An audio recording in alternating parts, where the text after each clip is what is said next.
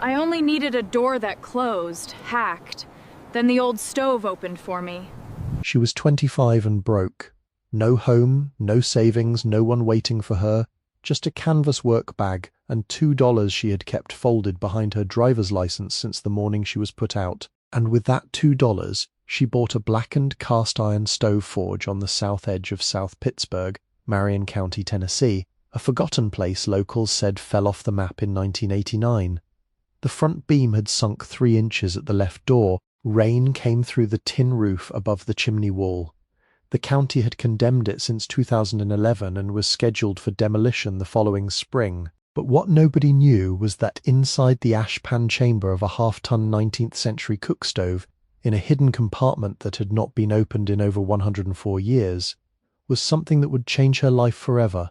Before we continue, if stories like this mean something to you, hit subscribe and tell us in the comments where you're watching from. We love seeing how far these stories travel. Vera May Hollis had been carrying her whole life without knowing it.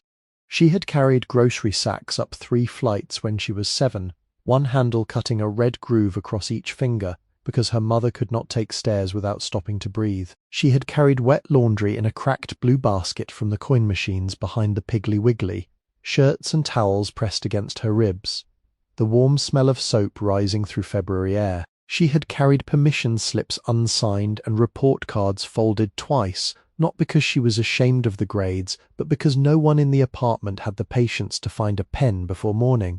Her childhood sat in a narrow rental on a road outside Scottsboro, Alabama, where kudzu climbed the fence as if it had nowhere better to go. In summer, the trailer walls held heat after dark, and Vera slept with 1 foot outside the sheet, listening to trucks pass on the highway. In winter, frost gathered inside the aluminum window frames, white and exact, while a little electric heater clicked under the kitchen table like an insect. She was not a loud child. Loudness had never earned her anything.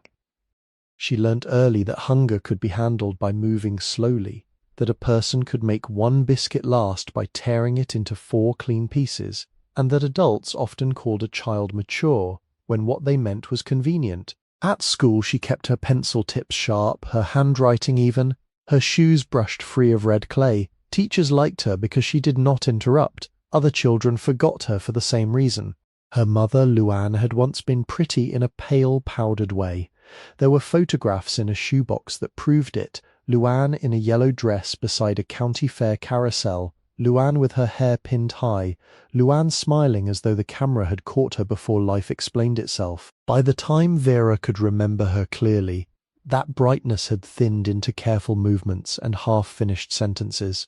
Luann loved improvisions when she had them, a clean towel left on the bed, a can of peaches opened on a hard day, a hand touching Vera's forehead in the middle of the night, checking for fever with the back of 2 fingers. She did not say many protecting words, and when trouble entered a room, she often turned toward a sink, a counter, a drawer that needed straightening.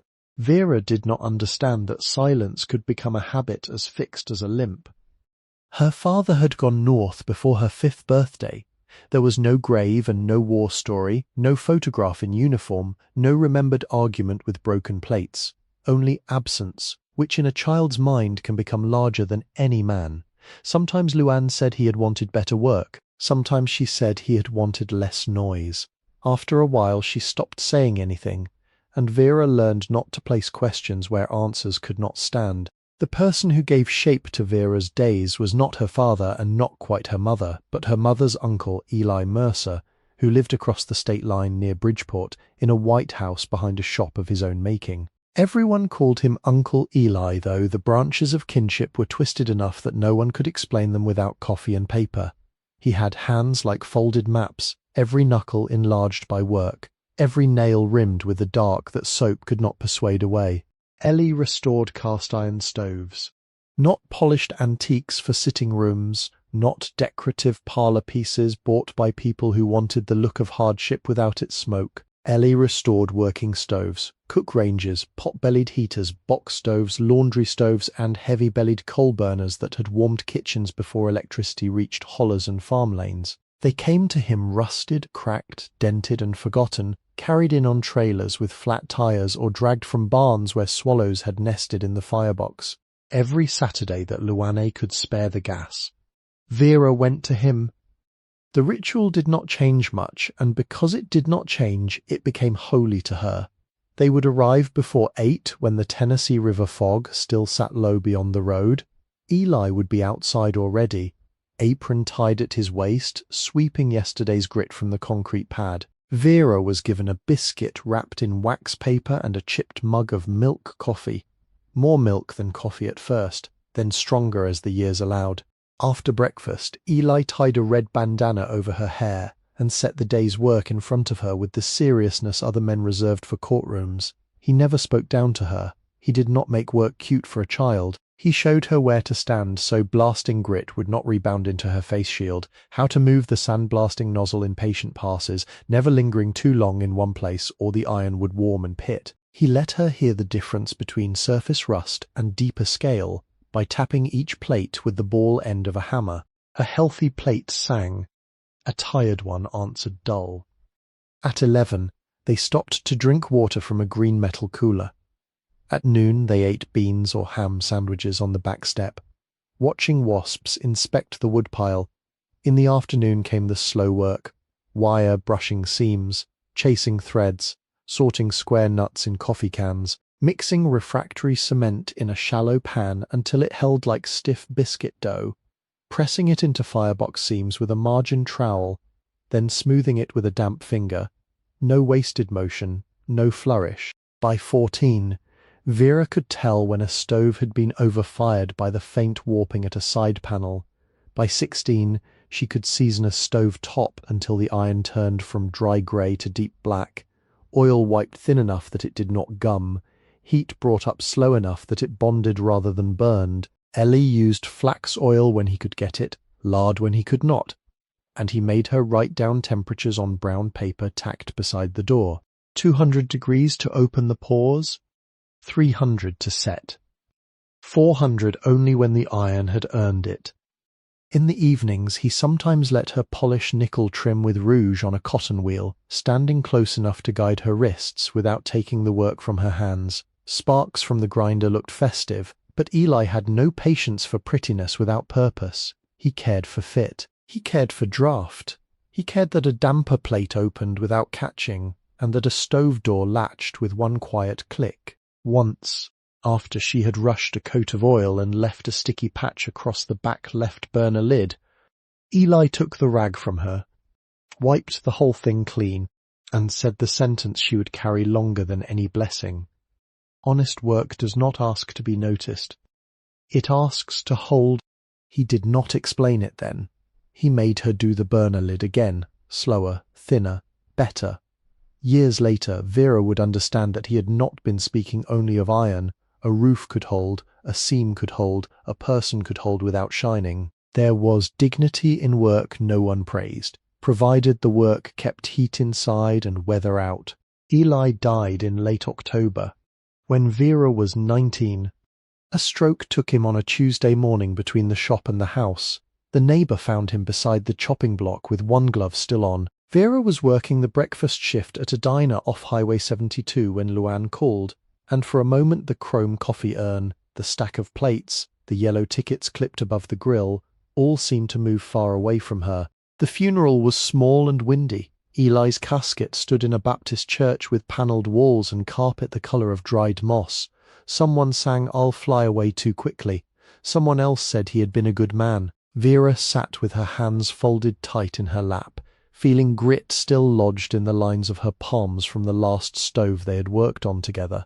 Afterward came the arrangements, and arrangements have a way of showing what grief cannot protect. Eli had owed on the house. The shop was sold with the tools inside, his blasting cabinet, his clamps, his drill press, his cans of square bolts sorted by size, the blackened notebooks where he kept measurements for stove doors no catalogue carried anymore. All of it went in a single lot to a man from Chattanooga who owned a salvage business and wore white sneakers to the auction. Vera bought one thing with the money in her apron pocket, Eli's red bandana, which had fallen behind the workbench and been missed by the auctioneer. She washed it once, regretted it, and never washed it again. By then Vera's mother had married Ray Hollis, a widower with a soft voice in public and a way of making every room smaller after he entered it. Ray was not a man who shouted often. Shouting would have required a fire he did not possess. He preferred correction delivered in mild tones while he stood in doorways, blocking movement without seeming to. He worked irregularly, always between jobs, always waiting on a call from someone who had nearly promised something. He kept a jar of change on the dresser and counted it with 2 fingers, though he spent other people's money without any visible discomfort. He disliked Eli before he had been in the ground a month. "Old iron and old habits," Ray said once, watching Vera wipe stove black from under a fingernail. "Neither one pays." Vera said nothing. She had learned that some men took silence as agreement, and other men took reply as permission to continue. Ray was both kinds, depending on the day. Her older brother Marcus came and went like weather that had learned to sign its name. He was Luana's son from the years before Vera, handsome in the hollow-cheeked way of men who slept badly and smiled when they needed something. He called Vera Little Mule when they were children because she carried groceries without complaint. As adults, he said it only when he wanted to remind her that usefulness was the family language. Marcus wore pressed shirts and cheap cologne, drove cars that were never paid off, and spoke about opportunities with the polished tenderness other people used for infants. A landscaping crew in Huntsville, a vending machine route in Gadsden, a cousin's sports bar in Decatur, a poker table in a back room he never named. Each venture arrived wrapped in confidence and left behind envelopes, late notices, and Luann sitting at the kitchen table with her fingers pressed against her lips. Vera worked 2 jobs then, breakfasts at the diner, evenings cleaning rooms at a motel where the carpet held cigarette smoke no machine could draw out. She handed most of her pay to her mother in cash, because checks could be traced by creditors, Ray said, and because family helped family, Marcus said whenever he happened to be home. The house they lived in by then was a low brick place outside Fort Payne, left jointly to Luann and her children by Vera's grandmother. Its roof needed flashing, the back steps leaned. Still, it had a fig tree, a linen closet, and a kitchen window that caught morning sun. And for years Vera believed that counted as something anchored. She did not know Marcus had used it for collateral until the bank envelope came. Even then she did not understand at first. Legal language has a way of hiding ruin behind clean margins, default, acceleration, right to cure, foreclosure sale. Ray read the notice in the recliner, lips moving slightly, then folded it once and set it beneath the TV remote, as if paper could be made harmless by placement. For 3 months Vera worked more hours. She took Sunday cleaning, she stopped buying coffee, she sold her winter coat and wore 2 sweaters. Her mother avoided looking at the envelope when it reappeared, thicker each time. Marcus promised he was fixing it. Ray said there was no sense blaming anybody now, which was how Vera knew there was somebody to blame. The eviction came on November 14th, under a sky the colour of dishwater. A deputy arrived with a clipboard and a woman from the bank wearing black flats too thin for the cold. The locksmith stood apart, smoking beside his van. Vera had come straight from the motel, uniform shirt still smelling of bleach, her hair damp at the temples from cleaning shower walls. On the porch sat the physical proof of an ending, her grandmother's cedar sewing box, placed there by someone's careless hands, its lid sprung open, wooden spools rolling in the grit. Inside the rooms had lost their names. Kitchen, bedroom, hall, all of them had become spaces where strangers lifted mattresses, taped drawers and carried boxes toward the yard. Vera found Luann beside the stove, holding a chipped mixing bowl against her stomach. Marcus was nowhere in the house. Ray stood near the back door with his cap in both hands, looking injured by the inconvenience of consequence. Vera picked up the cedar sewing box and pressed the hinge back with her thumb. Her mother did not move. The deputy, not unkindly, said they had to clear the doorway. The woman from the bank checked something on her clipboard. A neighbour across the road pulled her curtain aside and then let it fall. Vera looked at Luann then, waiting for one sentence, any sentence, a denial, an apology, a command to stop, a mother's hand placed between her child and the public weather. Luana's eyes rested on Vera's canvas work bag by the stairs, the one with motel towels still folded inside, and then she looked down at the bowl in her hands. Ray spoke instead. "The house is gone, Vera. Get your bag." 8 words. Plain. Exact. They had the weight of a door being shut gently by someone who would later say he had not slammed it. Vera went upstairs and packed what would fit: 2 shirts, 1 pair of jeans, a toothbrush, Eli's bandana, her social security card, a photograph of the shop taken the summer before he died, its corners bent from being tucked in a mirror frame. She left behind books because books were heavy. She left behind a quilt because the bag was narrow. She left behind a chipped blue mug because grief can make even a cup seem too much to carry. At the bottom of the stairs, Luana stood where Vera had left her. The mixing bowl was gone. Her hands were empty now, hanging at her sides.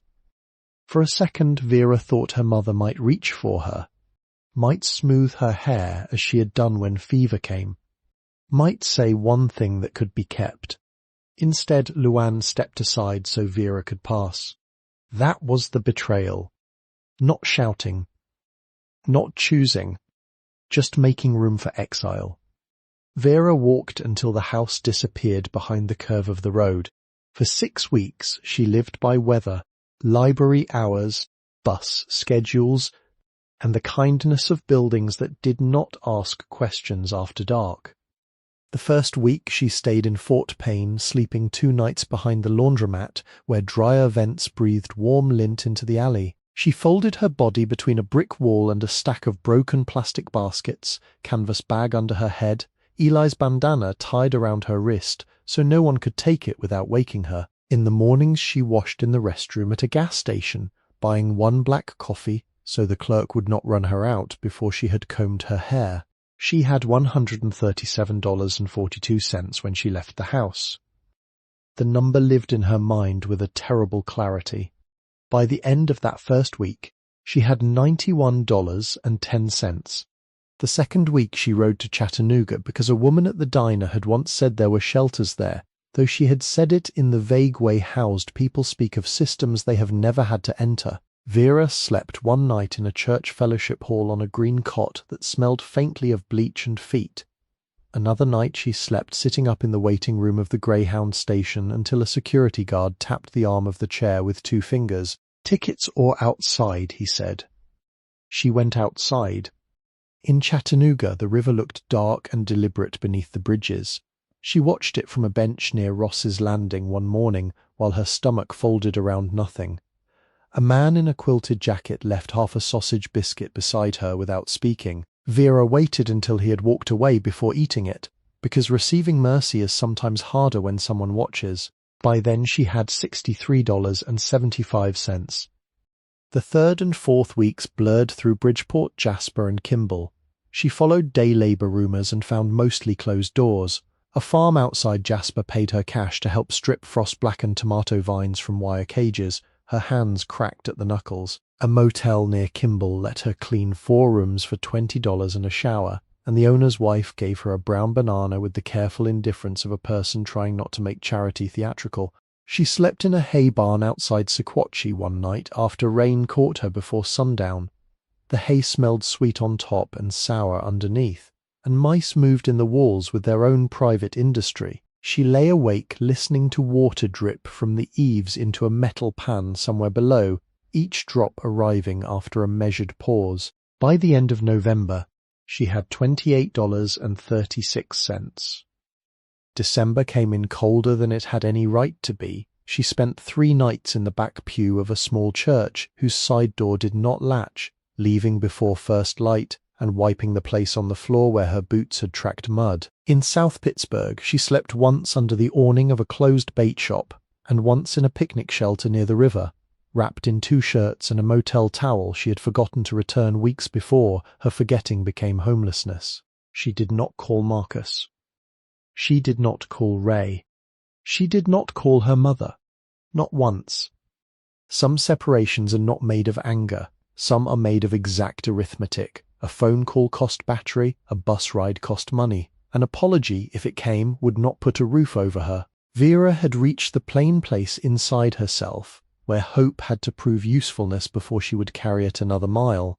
On the 42nd day, with a steady rain turning the sidewalks black, she entered the South Pittsburg Public Library because public libraries were among the last heated rooms in America where a quiet person could sit without purchasing anything. It was a modest brick building with a flag out front and a book drop silvered by weather. Inside, the air smelled of paper, damp coats, and the faint vanilla of aging glue. A Christmas wreath hung slightly crooked on the circulation desk. 2 computers were occupied by boys playing games with headphones on. An older man read the local paper with both hands spread flat, as if keeping it from escaping. Vera went first to the restroom, where she washed her face in cold water and dried it with the warm air machine until her skin tightened. Then she sat at a table near the Tennessee history shelf and placed her canvas bag between her boots. She did not mean to look for a future. She meant only to be dry. The classified ad was pinned to a cork board near the copier, half hidden beneath notices for church suppers.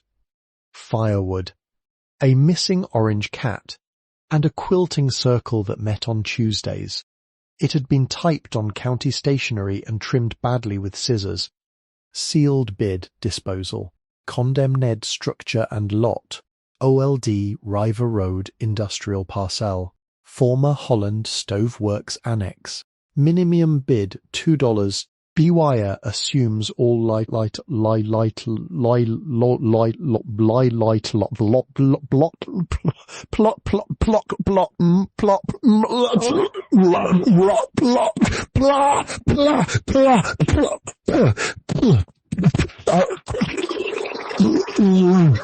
plot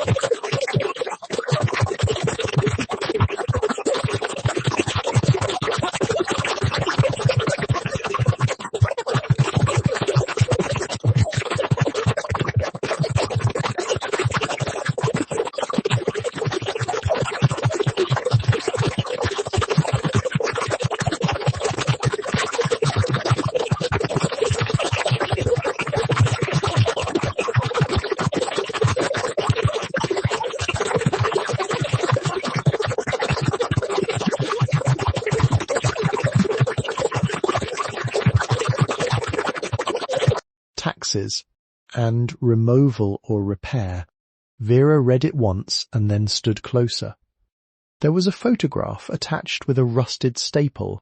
The image showed a leaning building with a patched tin roof, narrow windows, and a chimney that rose too large for the walls beneath it.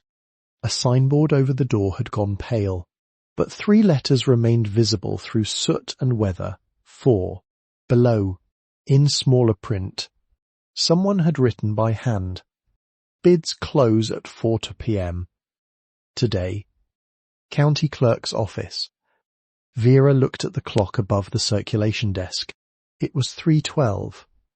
Her first response was not hope. Hope would have been too soft and too soon. What moved in her was recognition, the way the body knows a tool by weight before the mind names it. Old River Road, Stoveworks, Annex, a condemned structure no sane bidder would want because repair would cost more than the land, and demolition would cost more than repair. A place burdened enough to be cheap. She walked to the librarian and asked where the county clerk's office was. Her voice came out rough from disuse. The librarian, a woman with silver hair clipped at the back of her head, looked over the top of her glasses. She glanced at Vera's wet sleeves, the canvas bag, the red bandana at her wrist. Then she pulled a town map from a drawer and marked a route with a pencil. 5 blocks, she said. Do not cut through the rail yard. It looks shorter, but it is not. Vera thanked her. At the door, the rain had softened to mist. Cars moved along Cedar Avenue with their headlights on. Somewhere beyond the low roofs, the Tennessee River held the day's dull light. Vera stood beneath the library awning and unfolded the $2 from behind her license. The bills were tired and creased. Vone marked with a coffee ring, the other torn slightly at the corner. She had kept them through hunger because some part of her wanted one thing in reserve, even if it was too small to matter. Now their smallness seemed almost fitting. A ruined building. A ruined buyer. Exact terms. She put the bills back in her pocket and began walking. Her shoes were still damp from the picnic shelter. Her left heel had rubbed raw 2 days before. Every step made the canvas bag strike her hip, steady as a pendulum. She passed a hardware store with snow shovels in the window, a cafe where steam clouded the glass, and a barber pole turning slowly, though no one sat inside. At the corner, a coal train moved through town with a groan of metal that seemed to come from under the earth. Vera did not imagine rescue. She did not imagine inheritance, or money hidden in iron, or any hand reaching back through years to find hers. She had been trained out of such pictures by rent notices, hospital bills, and men who used promises the way some people used matchsticks. She imagined only a roof that might be made to hold. She imagined a door she could close from the inside. She imagined, because she could not help it, the smell of stove black, warming under a careful first fire. By the time she reached the county building, the rain had stopped. Water dripped from the bare branches along the sidewalk, each drop darkening the stone steps before her. Vera wiped her shoes on the mat, touched Eli's bandana once with her thumb, and opened the heavy glass door. Inside, behind a counter worn smooth by other people's claims and losses, a brass stamp waited beside a ledger, and $2 were about to become the heaviest thing she had ever carried. The clerk's office smelled of floor wax, damp wool, and copy paper warmed by machines that had worked all day. Vera paused inside the door long enough for her eyes to settle. The room was neither grand nor welcoming. It held 3 service windows, a row of brown vinyl chairs, a plastic ficus with dust along the leaves, and a wall clock that gave each second a dry public sound. Behind the counter, file cabinets stood shoulder to shoulder, every drawer labelled in black tape, every label beginning to peel at one corner. A man in a feed store cap was renewing tags at the far window. A young mother bounced a baby against her hip while filling out a form with one hand. No one looked at Vera for more than a breath, which she counted as mercy. She stepped to the middle window and set the classified notice on the counter. The woman behind the glass did not reach for it immediately. She was in her late 50s, perhaps older, with iron-grey hair cut blunt below her jaw and reading glasses on a chain that rested against a green cardigan. Her nameplate said MRS ADA Whitcomb, County Clerk, and the brass around the letters had been polished by years of fingers and sleeves. There was a mole near her left eyebrow, a pencil tucked behind her ear, and a habit of pressing her thumb against the edge of a paper before she spoke. "You are here on the disposal bid," she said. "Yes. Ma'am. Mrs. Whitcomb glanced at the clock. You made it close. Yes, ma'am. The clerk took the notice then and placed it beside a ledger thick enough to have its own weather. She opened a drawer, removed a yellow folder, and drew out a single-page bid form. The form had 3 blanks, one for name, one for address, and one for amount offered. Vera looked at the second blank for a long moment. I do not have an address, she said. The clerk's eyes moved once over Vera's coat. Work bag, damp cuffs, and shoes darkened at the toes. Not pity. Not yet. Something more exact than pity, and therefore easier to stand beneath. Mailing address can be added later, Mrs. Whitcomb said. Put current town. Vera wrote South Pittsburg in a careful hand. For the amount offered, she wrote $2. The pencil mark seemed indecently small on the page. Mrs. Whitcomb did not smile. She did not laugh either, and that mattered. She read the bid, set it in the folder, and turned toward a locked metal box resting on a shelf behind her. It was the only box there. When she opened it, Vera saw that it was empty. No other bids, Vera asked. No other bids. The words did not make the thing feel safer. Mrs. Whitcomb removed the folder again and placed both palms flat on the counter. The feed store man had left. The young mother was gathering her papers. Outside the front windows, the day had gone pewter, and cars passed with that soft tire sound roads make after rain. You understand, the clerk said, that the county is not selling a usable commercial building. Yes, ma'am. You understand it has no certificate of occupancy. Yes, ma'am. You understand the roof is compromised, the floor joists have water damage, and the chimney has been marked unstable. Yes, ma'am. You understand there is no active water service, no electrical service, no sewer connection that our office can certify, and no guarantee of lawful use until repairs are inspected. Yes, ma'am. You understand that taking title may make you responsible for securing, repairing, insuring, taxing, or removing the structure at your expense. Vera rested her fingers on the worn edge of the counter. Yes, ma'am. Mrs. Whitcomb let the silence stand between them for 3 seconds. And you understand, she said more softly, that the building has drawn scavengers, copper thieves, children with spray paint, and one raccoon, the animal control officer described in language I will not put into a public record. For the first time that day, Vera almost smiled.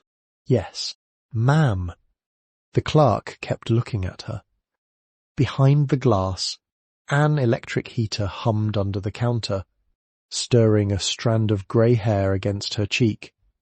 Child, she said, and then seemed to correct herself by straightening one sheet with the edge of another. Miss Hollis, why do you want it? Vera could have given a practical answer. Land, shelter, opportunity. Minimum bid. She could have said she knew cast iron, though knowing cast iron was not the same as owning a condemned forge whose beams had begun to surrender. She could have told the truth entire, but truth was not always improved by being spread open on a county counter. She looked down at the form. My uncle restored stoves, she said. I know enough to know when I do not know enough. Mrs. Whitcomb considered this. The sentence seemed to fit some private measurement she carried. Name, Eli Mercer. The clerk's thumb stopped against the paper. Outside, a truck downshifted near the corner. Somewhere in the building a phone rang twice and was answered. Vera felt the room narrow, not with danger, but with recognition. Eli Mercer from Bridgeport, Mrs. Whitcomb said. Yes. Ma'am, he used to come over here for stove doors. Vera lifted her eyes. Mrs. Whitcomb opened the folder again, though there was nothing in it she needed to see. My mother had a warm morning heater in a back bedroom. Door cracked right down the hinge side in the winter of '98. Mr. Mercer came on a Saturday, brought a replacement he had cleaned and fitted himself, would not take but $20, and Mama said he left her enough stove cement for 2 seasons besides. Vera did not answer. Her throat had closed around something too practical to be called grief. He had a girl with him once, Mrs. Whitcomb said. Skinny thing. Red bandana. Would not speak unless spoken to. But she knew which wrench he meant before he asked.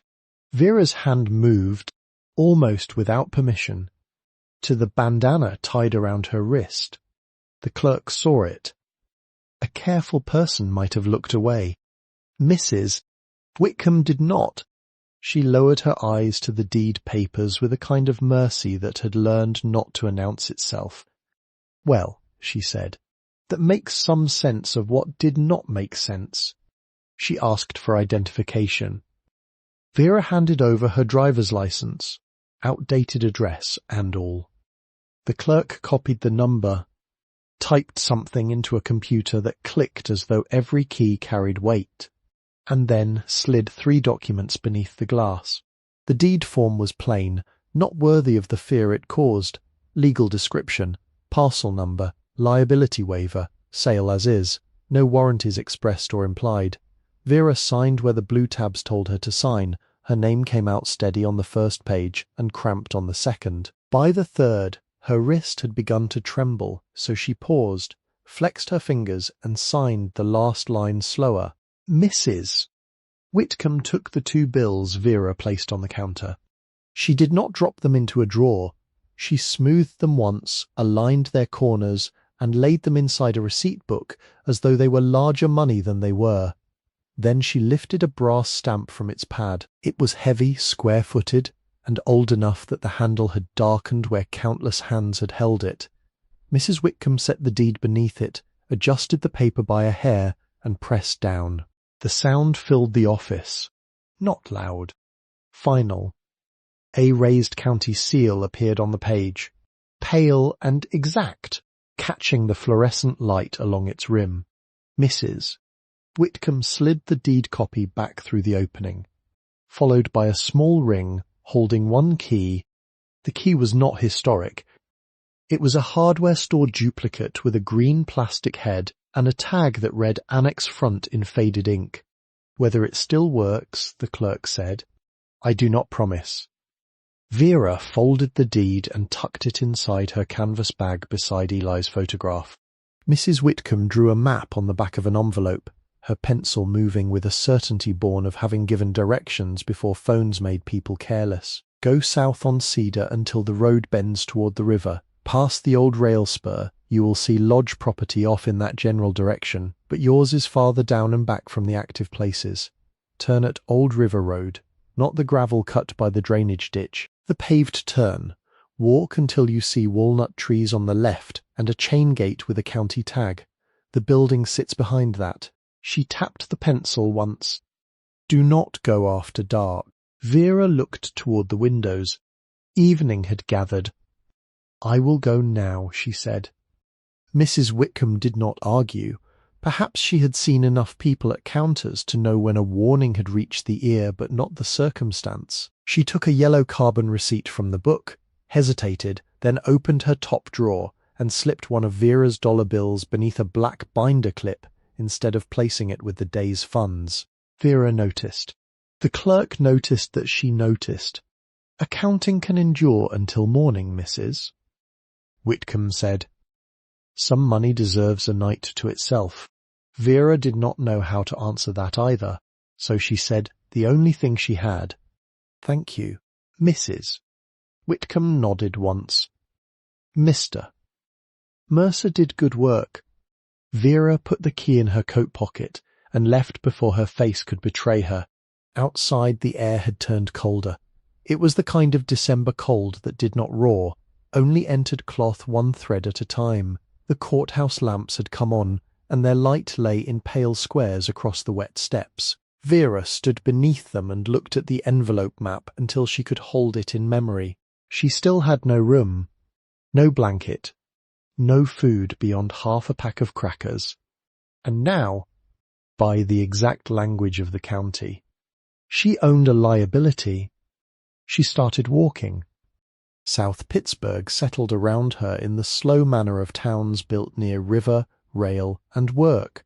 Along Cedar Avenue, the storefronts held the day's last warmth behind glass. She passed a hardware store with galvanized tubs stacked out front, a cafe with red vinyl stools visible through fogged windows, a barber shop where a single man swept hair toward the door, a pharmacy with a green cross blinking unevenly, and a thrift store whose display window held 3 chipped lamps and a mannequin wearing a church hat. Farther along stood a bait-and-tackle shop with minnow buckets turned upside down, a closed tax office, and a laundromat where machines rolled other people's clothes in circles of light. None of the businesses belonged to her, and yet the town felt less hostile than the road had.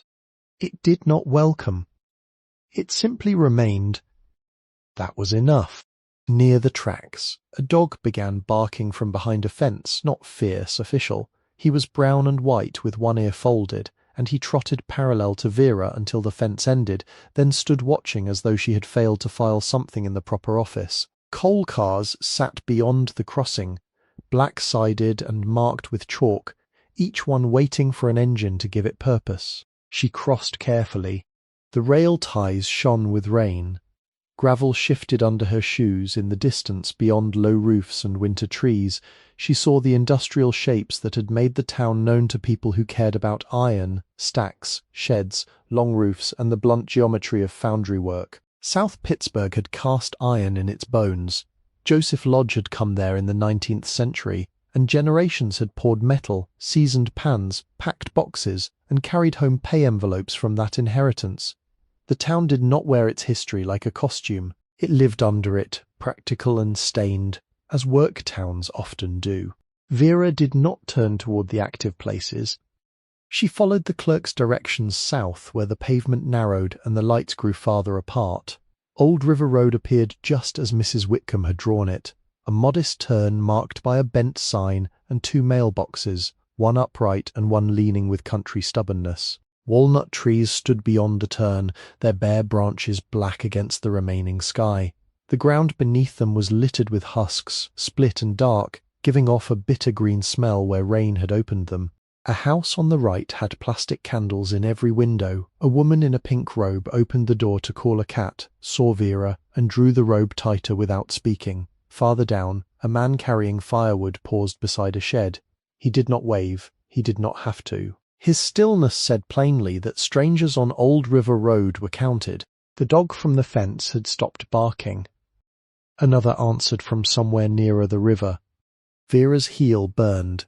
Her bag had grown heavier with the deed inside, which made no sense and complete sense. She walked another quarter-mile past a drainage ditch silvered with standing water, past a mailbox with no door, past 3 walnut trees standing together like witnesses. There, pulled across a gravel entrance, was the chain gate. A county condemnation tag hung from it in a plastic sleeve. The chain was looped, not locked. Someone had used a padlock once, but it dangled open, rusted red at the hinge. Vera lifted the chain and stepped over, then replaced it because a person who owned a place, even a ruined one, began by closing what could be closed. The drive curved through weeds and broom sedge. Wet grass brushed her shins. Saplings had come up where wheels once passed, their slender trunks bending against her coat. After 20 yards, the building appeared. It was larger than the photograph had admitted. The former Holland Stoveworks Annex stood low and long, approximately 40 feet across the front and 60 feet deep, built of red brick, so blackened by soot and rain that it seemed almost blue in the evening. The lower courses had been patched with river stone. The roof was corrugated tin, rusted along the seams, sagging slightly near the rear chimney, and lifted at 2 corners where wind had worked beneath it. A single chimney rose from the east wall, square and too tall, its top course missing several bricks. Along the front were 4 tall windows, 2 boarded, 1 empty, one holding a cracked pane that caught the last light like old ice.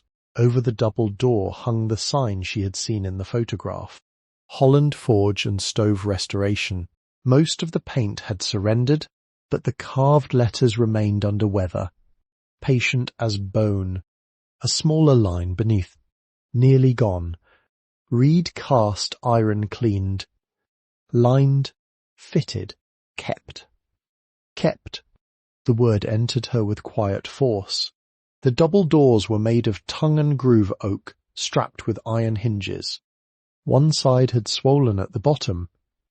The other leaned inward against a wedge of rotted threshold. Vera took out the green-headed key and fitted it into the lock. It did not turn. She tried once more. Gentler. Ellie had taught her that force was what people used when they had stopped listening to the object in front of them.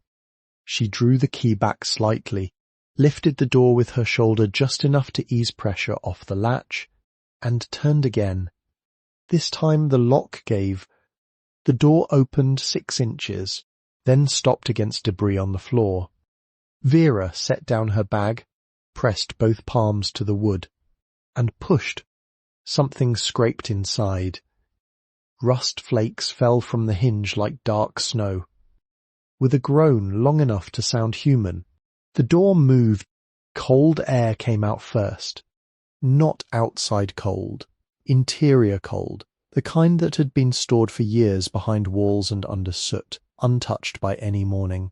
It carried smells in layers: damp brick, ashes, iron rust, mouse nesting, old oil, wet leaves, and beneath all of it the mineral odour of a place where fire had once worked daily and then been ordered to stop. Vera stepped inside. The front room opened wider than she expected. A counter ran along the left wall, its top scarred by years of invoices, elbows and tools set down too hard. Behind it were shelves holding empty paint cans, glass jars, a broken cash drawer, and a calendar from 2003 still turned to April. On the right wall hung pegboard with the ghost shapes of missing tools outlined by cleaner rectangles. The floor was poured concrete near the entrance, cracked but mostly level, with a scatter of leaves blown in under the door. Farther back, the floor changed to plank over joists, and there the damage began. Water had found its way through the roof and followed gravity with patient cruelty. Several boards near the east wall had cupped. One had collapsed altogether, leaving a narrow black gap into the crawl space. Vera stood still, letting her eyes learn where not to step. A building tells on itself if a person gives it time. There were names written in pencil on the counter's underside. Bud, 1974. L. Holland.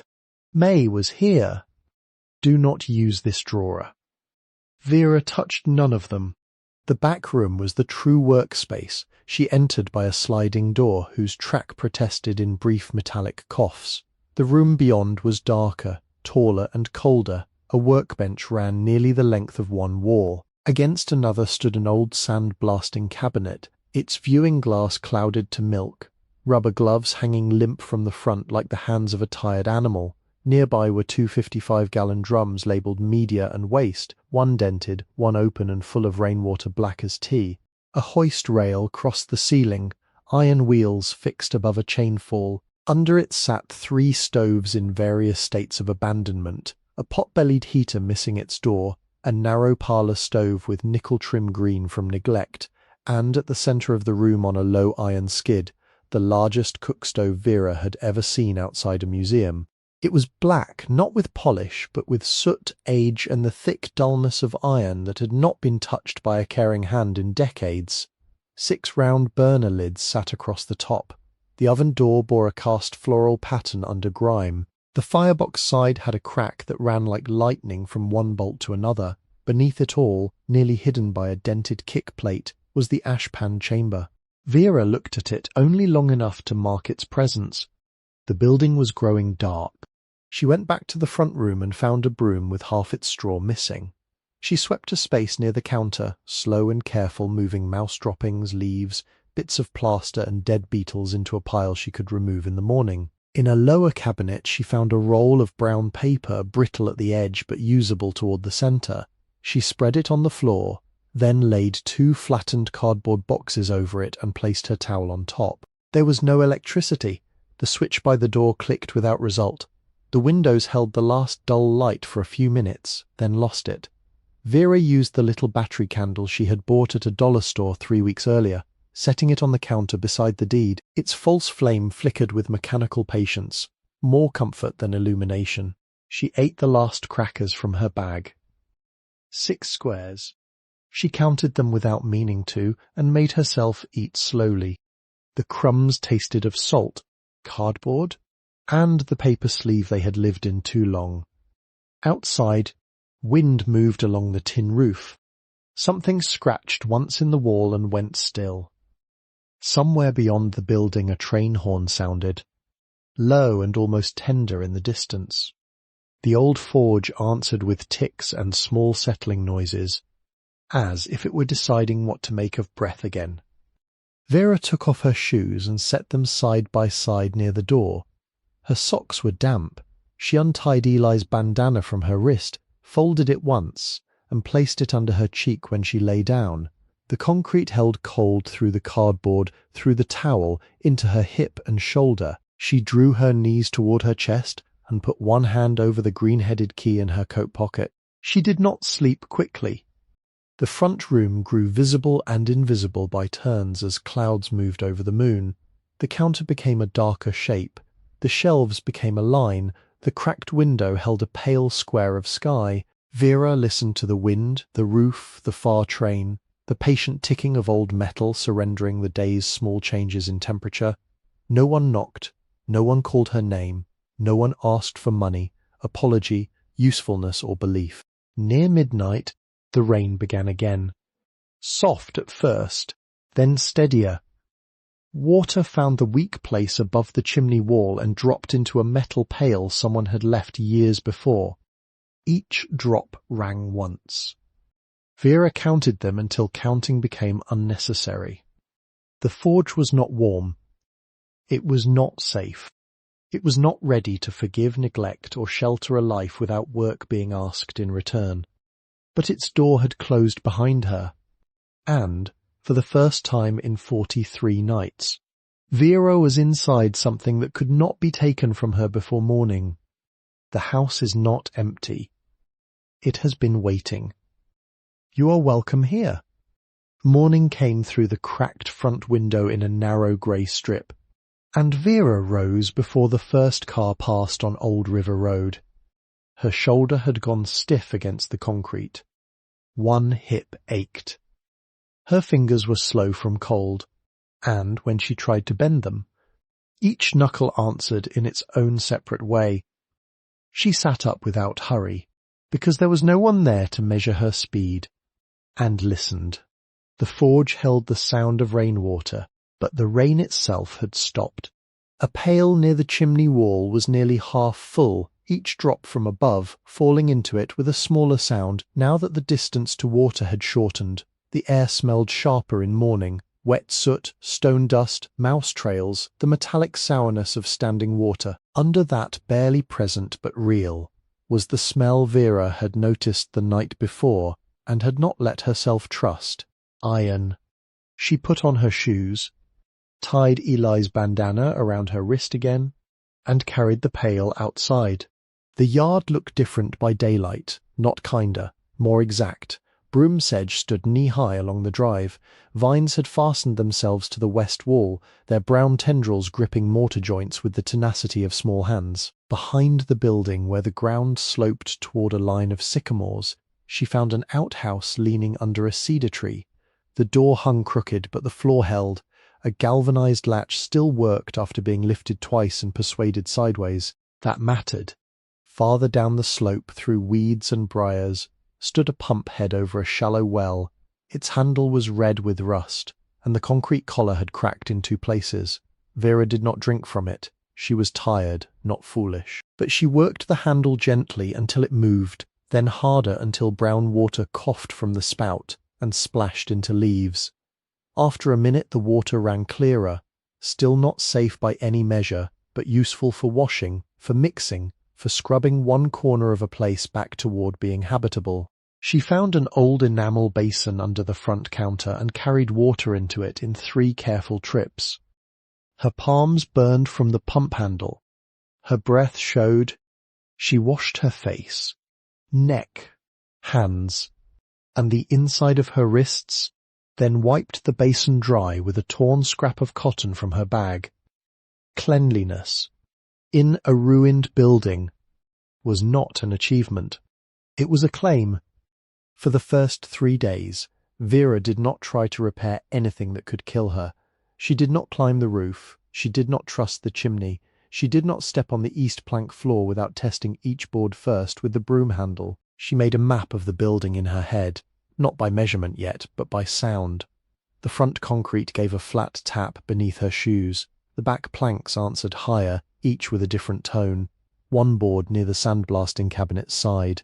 One near the workbench clicked at the nail head. One by the hoist rail dipped just enough to warn her away. She learned where the floor complained and where it meant what it said.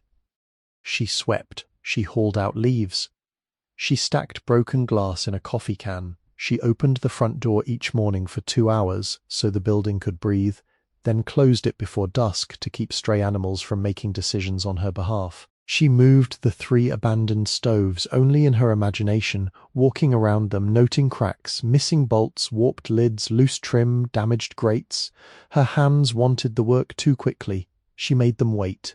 On the 2nd day she found a yellow legal pad in a drawer. Damp along one edge, but usable. On it she began lists, because lists could hold panic in straight lines. Water, foot, roof, chimney, floor, door, heat. She underlined heat twice. By the 3rd afternoon, hunger had become a steady companion again, not cruel yet, but close. She had drunk library water, eaten 1 biscuit a woman at the cafe sold her at closing for 50 cents, and stretched a packet of peanut crackers across 2 meals. The $2 were gone, but the deed remained. That was the arithmetic of the week. She walked back into town because a building could not be repaired by staring at it. The hardware store she had passed on the first evening was called Bradshaw Hardware and Feed, painted in fading red letters across a white board sign. A bell above the door rang when Vera entered. A real bell, not an electronic chirp, and the sound seemed to belong to several decades at once. Inside, the store was narrow in front and deep behind, with aisles that smelled of seed, metal, rope, dust, and oiled wood handles. Snow shovels leaned beside sacks of lime. Mason jars sat above galvanized buckets. Chains hung from hooks in graduated loops, and behind the counter, drawers of fasteners rose almost to the ceiling, each labelled in black marker: cut nails, carriage bolts, stove bolts, cotter pins, brass screws, rosehead. Vera stopped beneath the drawers longer than she meant to. The man behind the counter was turning a key in a cash box.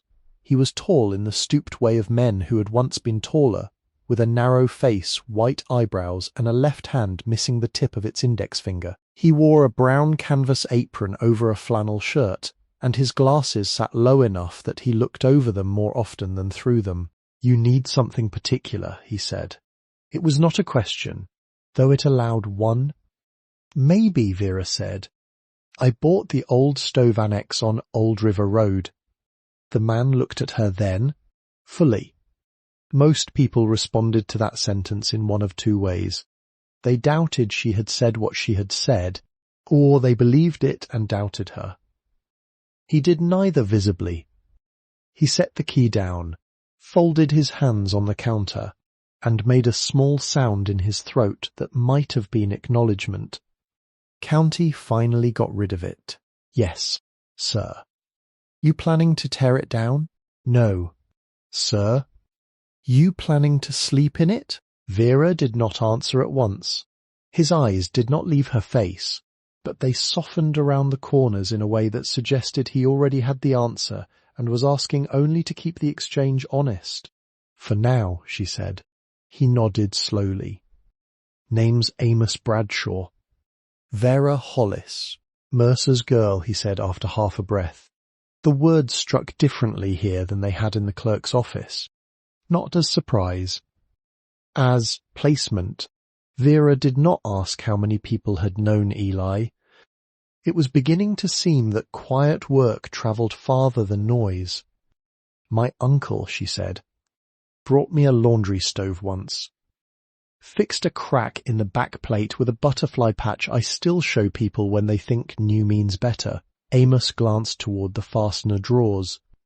"You got heat in there?" "No." "Power?" "No." "Water?"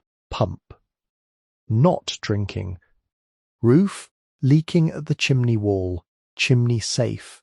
I have not tested it." "Good. Do not trust a chimney that's been idle longer than a church feud."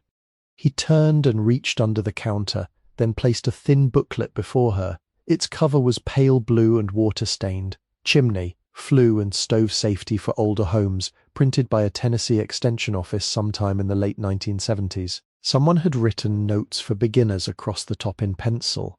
"I cannot give you a license," Amos said. "I cannot give you inspection. I can give you reading. I cannot pay today." "I did not ask today." Vera looked at him, wary because kindness too often came with hooks hidden in the line. Amos read that too. He leaned back, opened a ledger beneath the counter, and turned to a blank page. "I run accounts for farmers, widows, churches, and 3 men who should have been refused in 2006. I can run one more. You buy only what keeps you alive or keeps that building from falling on you. Nothing decorative, nothing foolish. You pay when work comes or when you sell something. If you leave town, I write it off and complain about you to my coffee cup." Vera stood still. "Why?" she asked. Amos took off his glasses and wiped them with a square of flour sack cloth. "Because a town that lets a person freeze beside an iron stove ought to have its name taken down." She lowered her eyes first. He pushed the ledger toward her. "Write your name." The account began with no ceremony beyond pencil against paper. Then came the practical business, which Vera trusted more than feeling.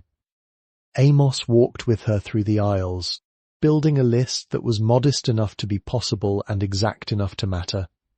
1 pair of lined work gloves. Imperfect seam, $3.75.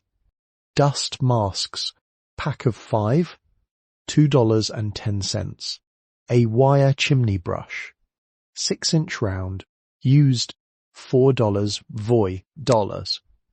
2 fiberglass rods, mismatched threads but workable, $3.50 each. 1 cold chisel, chipped handle, $2.25. 1 margin trowel, $95. Stove cement, black furnace grade. Vone pint, $5.80. A small tub of refractory patch, $7.40. Kerosene for a borrowed lamp. Vone quart, 1.6000. 3 cans of beans, dented, $1 each. A sack of cornmeal with a torn top taped shut, $25. A box of Strike Anywhere matches, kept behind the counter because boys had once been boys, 90 cents.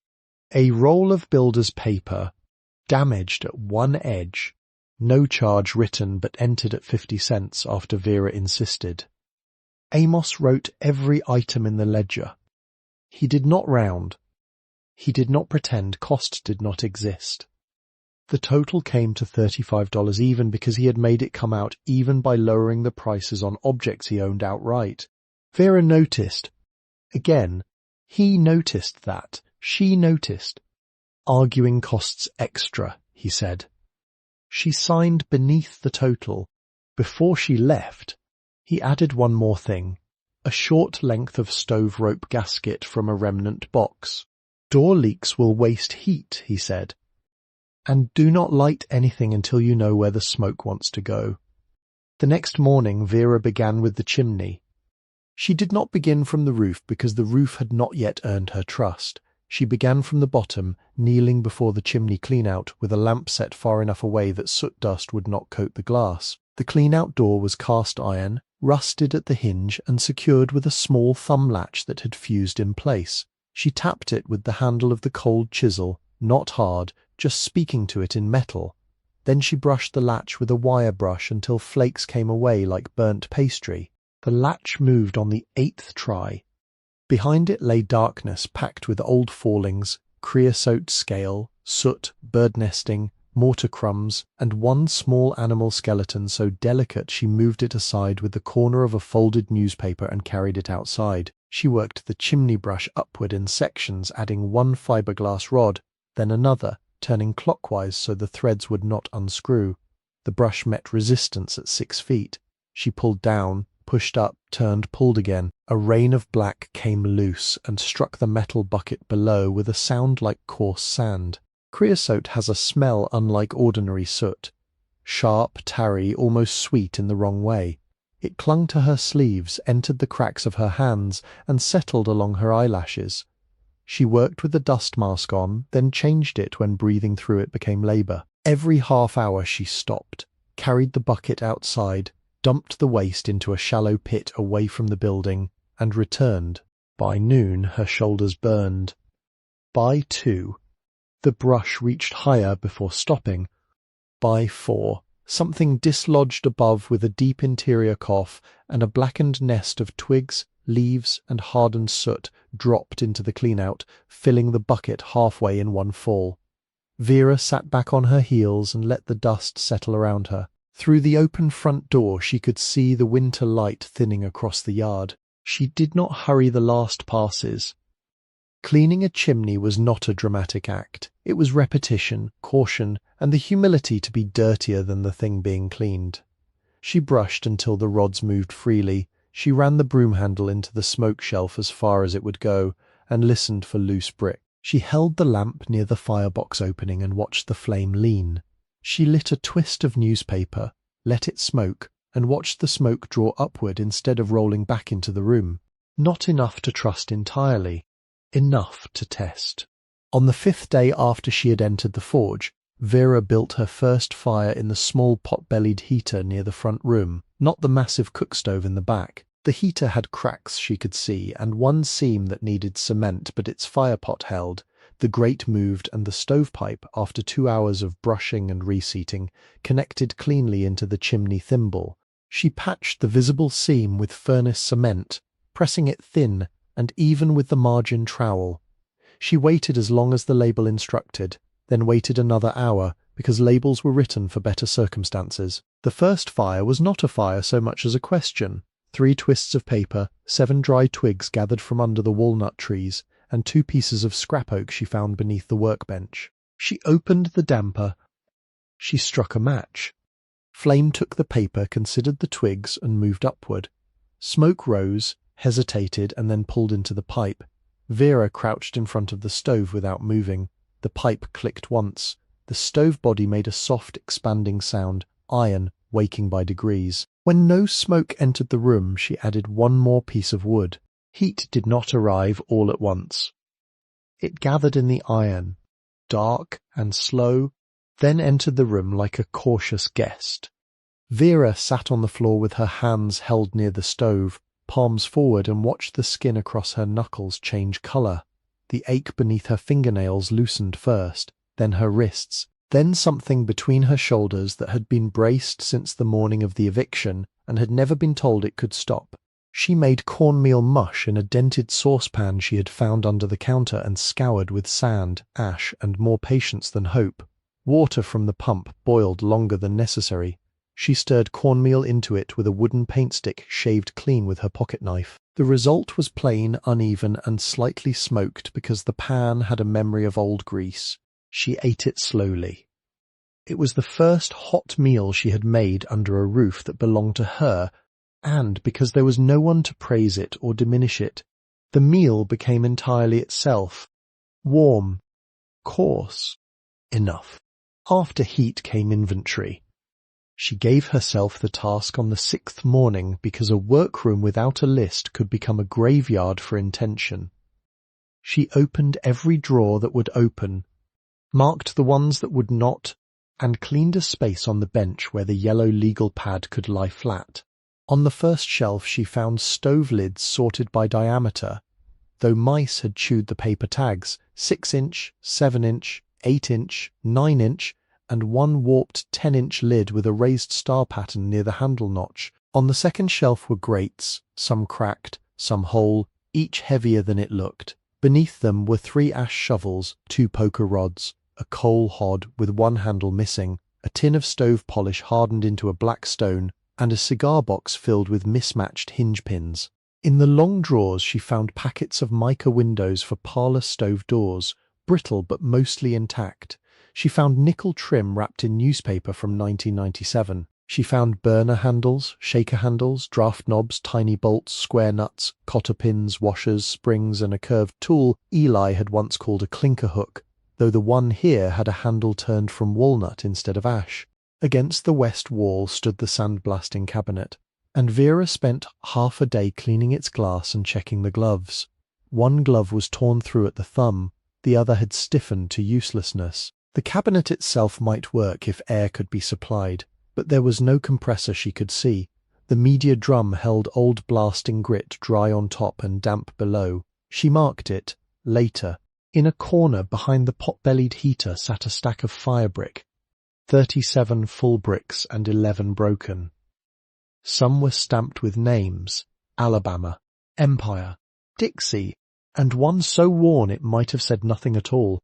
She moved them one by one to a pallet, brushing each before stacking. Fire brick dust coated her palms pale pink. On the pegboard she found outlines for missing tools and hooks, still holding ones no thief had valued: a triangular scraper, a hand drill with frozen gears, a pair of dividers, 2 calipers, 3 files worn smooth, a plumb bob without string, and a wooden mallet split at the head but still solid enough for gentle persuasion. Then came the paperwork.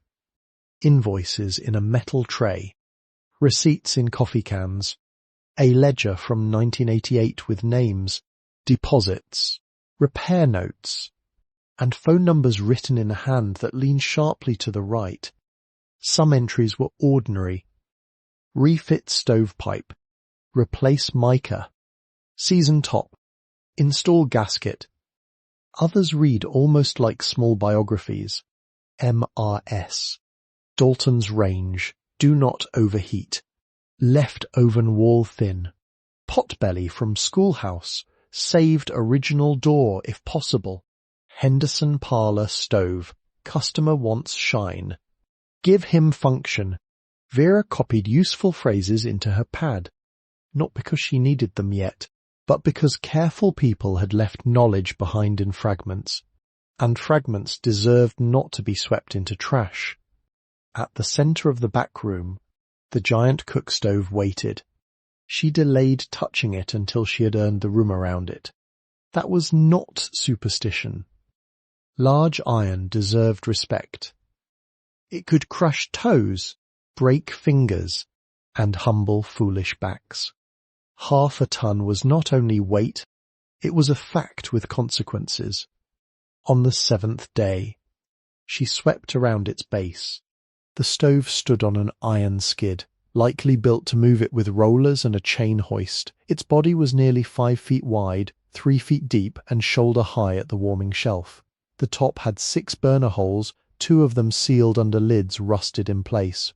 The oven door sagged slightly. The firebox lining had failed. One front leg was not original, but a replacement cast in a simpler pattern. Beneath the firebox sat the ashpan compartment, its door broad and plain, with a small round pull at the centre.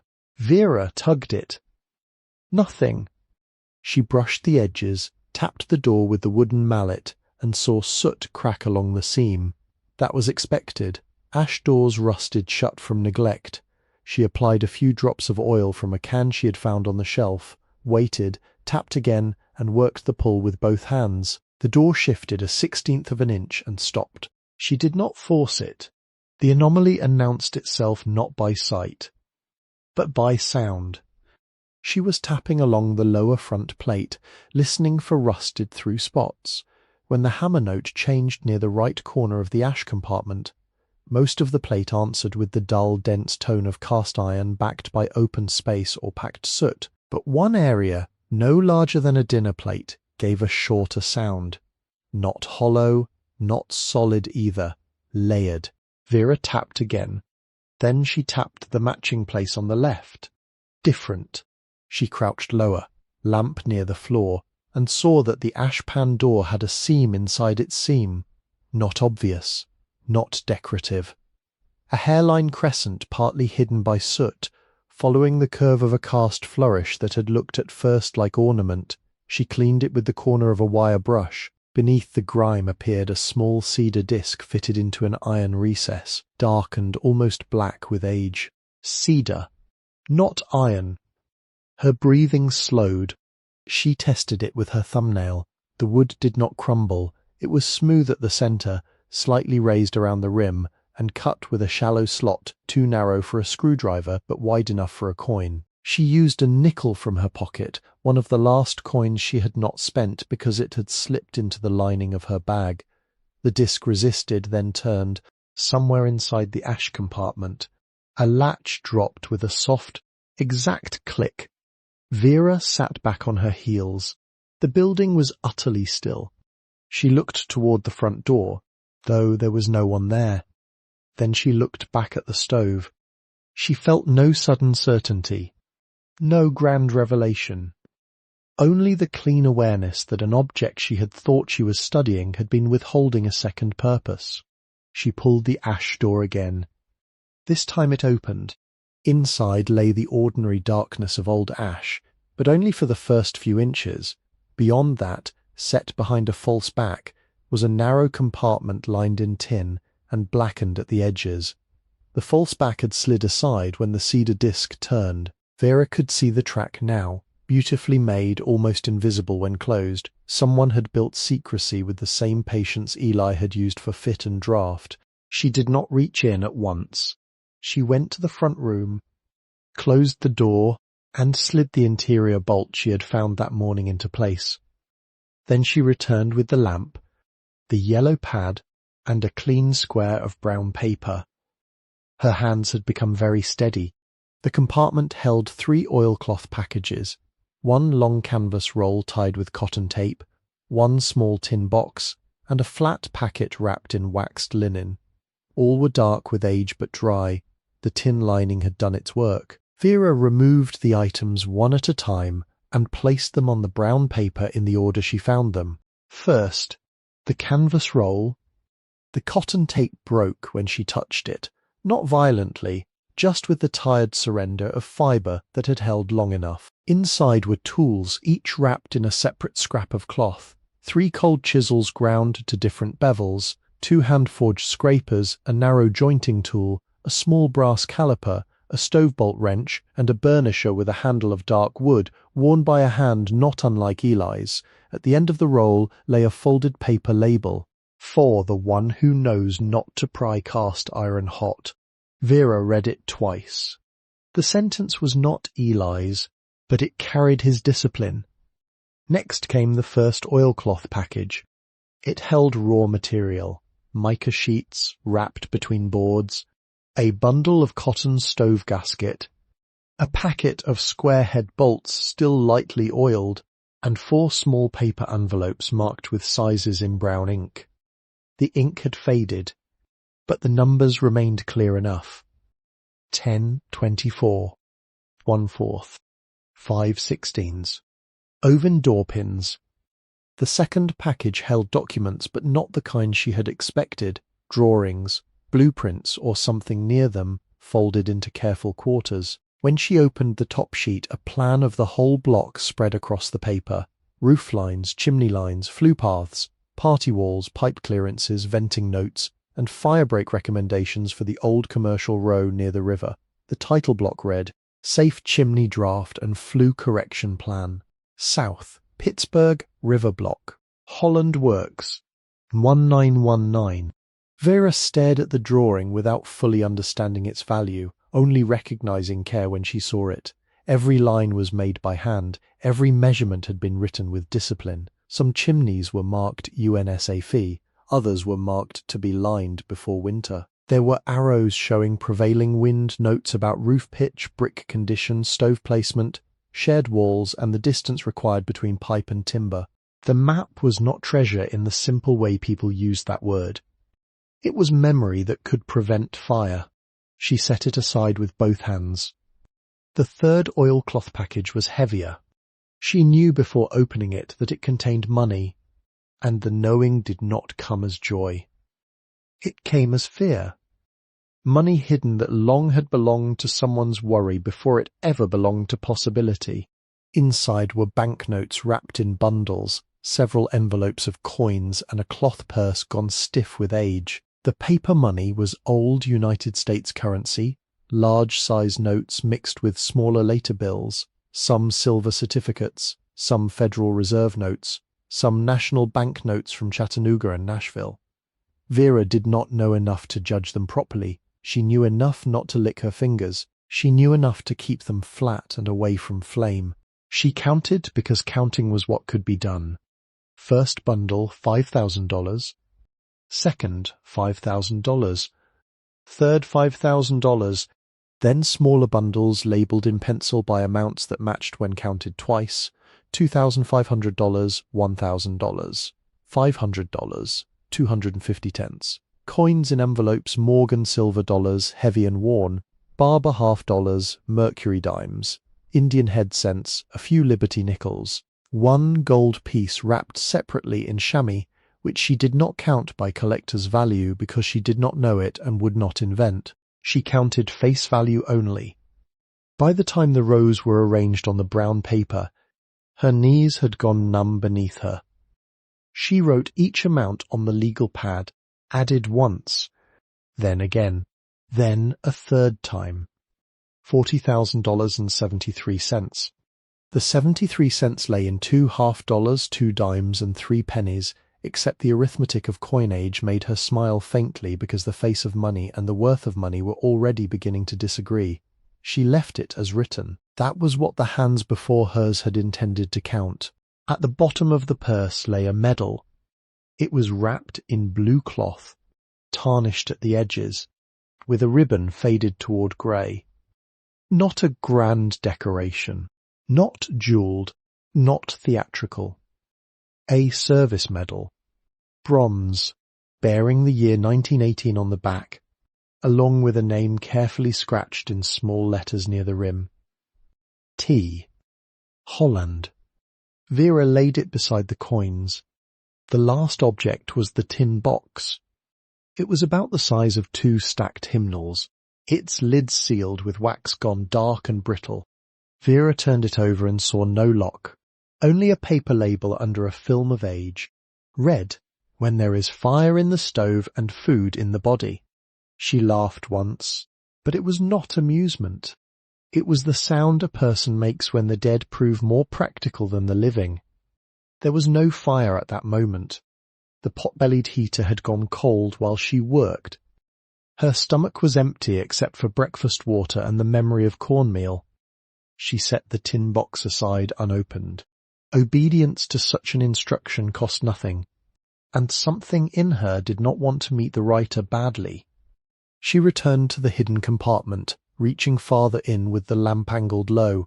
Her fingers found one more flat packet pressed against the back, waxed linen tied with thread. Inside was a second copy of the chimney plan, smaller, with notes written on the margins in the same brown ink, and a list of addresses corresponding to buildings near the old commercial strip. Several had been crossed out, several had question marks, one was circled twice. Baptist Fellowship Hall, Shared Flue. Check before Christmas. Vera remembered the green cot in Chattanooga, then corrected herself. Different town. Different hall. But the line still moved through her as a kind of reminder. Buildings carried people without being thanked. Sometimes they failed because no one had kept the old warnings. She sat there a long time, surrounded by packages that had not seen daylight in more than a century. The room did not change. The roof still leaked. The floor still had weak boards. Her hands were still cracked. She still owed Amos Bradshaw $35. She still had no electricity, no running water, and no lawful right to call the place safe. The discovery had not repaired one brick, but the scale of the work had shifted. Not toward ease, toward responsibility. Vera rewrapped the banknotes exactly as she had found them, using fresh brown paper over the oilcloth but keeping the original cloth beneath. She returned the coins to their envelopes and labelled them with pencil. She wrapped the medal again in its blue cloth and placed it beside the tin box. The tools she rolled carefully and tied with new cotton string from a spool found in the drawer. The chimney maps she placed between two pieces of cardboard and slid under the front counter, away from damp. Then she cleaned the ash compartment with a soft brush until she understood the mechanism. The cedar disc turned a small rod. The rod released a latch. The false back slid sideways on two iron grooves. The whole design depended on ash and soot concealing the line, and on curiosity being patient enough to notice a difference in sound. Someone had known the value of silence. Before dusk, Vera carried the unopened tin box, the medal, the tools, and one bundle of notes to the front room, then changed her mind and carried the money back. She was afraid of thieves, but more than that, afraid of what proximity could do to judgment. Money had a voice when kept near. It suggested shortcuts, urgencies, purchases that felt like repair, and were only relief wearing another coat. She placed the cash and coins back inside the compartment, closed the false panel, turned the cedar disc with the nickel, and listened for the latch. Click. She kept only the tools, the medal, the tin box, and the chimney plan copy at the front, because those were not temptations. They were instructions waiting their hour. Night came early. She built a small fire in the pot-bellied heater, just enough to drive damp from the room and warm a pan of beans. She ate because the label had told her to, and because the dead, whoever they were, had written with the authority of people who understood weakness in the body. The beans simmered in their own tin, set into a saucepan of water so the can would not scorch. She stirred them with the shaved paint stick and ate from the pan when they were hot. Fire in the stove, food in the body. Still, she did not open the tin box. Not that night. Instead, when she had washed the pan and set it upside down to dry, she took the medal in its cloth and walked outside. The air had cleared. Cold lay over the yard in a thin, bright sheet. The walnut branches held no leaves, and through them she could see a scatter of stars. Beyond the slope, the creek or drainage run moved toward the river, fuller from rain, its water catching moonlight in broken pieces. Vera walked down carefully past the pump, past the leaning outhouse, through grass that shone silver at the tips. At the bottom of the slope, water slipped over stones with a sound so patient it seemed older than the building, older than the town, older than iron in any human hand. She stood there with Eli's bandana around her wrist and a dead man's medal inside her coat pocket, listening. The money remained hidden behind iron. The letter remained unread. The work remained. She did not pray, not in words. She did not promise to deserve anything. She only watched the water move in darkness, watched it pass fallen leaves and small stones, and the reflection of one cold star, and let the night be wider than fear for a little while. When she returned to the forge, the fire had settled into coals. The house is not empty. It has been waiting. You are welcome here. At first light. Vera warmed the room before she touched the tin box. She did it in the order the label had required, though no living person stood there to enforce obedience.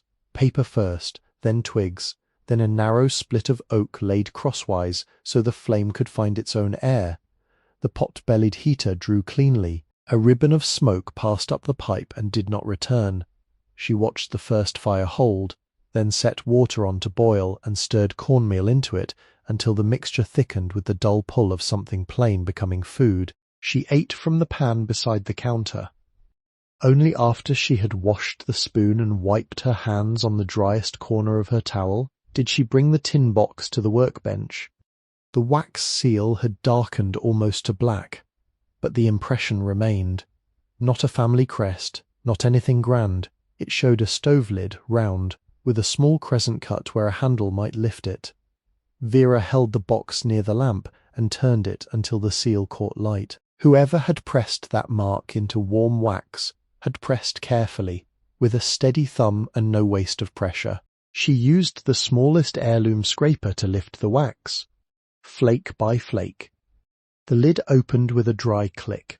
Inside lay a folded letter wrapped in blue paper, 2 smaller envelopes, a pencil stub, and a lock of hair tied with white thread that had gone brown at the edges. Vera did not touch the hair. Her hand went first to the letter. The handwriting stopped her. It was not Eli's, of course. Eli's writing had been blunt, square, and heavy on downstrokes, like a man setting fence posts. This hand was older, narrower, and more slanted, but the care in it was familiar enough to make Vera set the page down. Each word had been formed as though the writer expected no second chance at being understood. The letters leaned right, the capitals were modest, the lines stayed true without ruling. On the outside fold, in brown ink, were 7 words, "For the one who opens without stealing."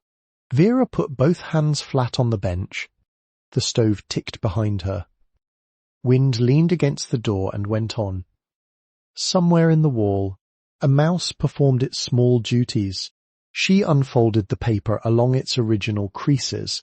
"My dear one, whoever you are, if you have found this letter, then you have done 2 things that matter. You have listened to iron before forcing it, and you have kept yourself fed before asking old words to carry you. I do not know your name. I do not know whether you come by blood, by trade, by need, or by some mercy I am not wise enough to imagine.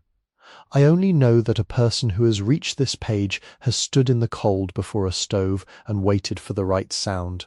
My name is Eliza Holland Mercer, born Eliza Ruth Holland in South Pittsburg, Tennessee, on the 7th day of May, 1874. I am writing from this shop on the 23rd day of November, 1919, with a blanket over my knees and Dr. Samuel P. Raines's words still fresh enough to taste like iron in my mouth. He examined me in Chattanooga, in a narrow office above a druggist on Market Street, and told me the growth in my left breast had gone beyond what his knife could honestly promise to cure.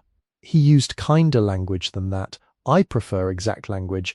I have months, perhaps less if winter comes hard.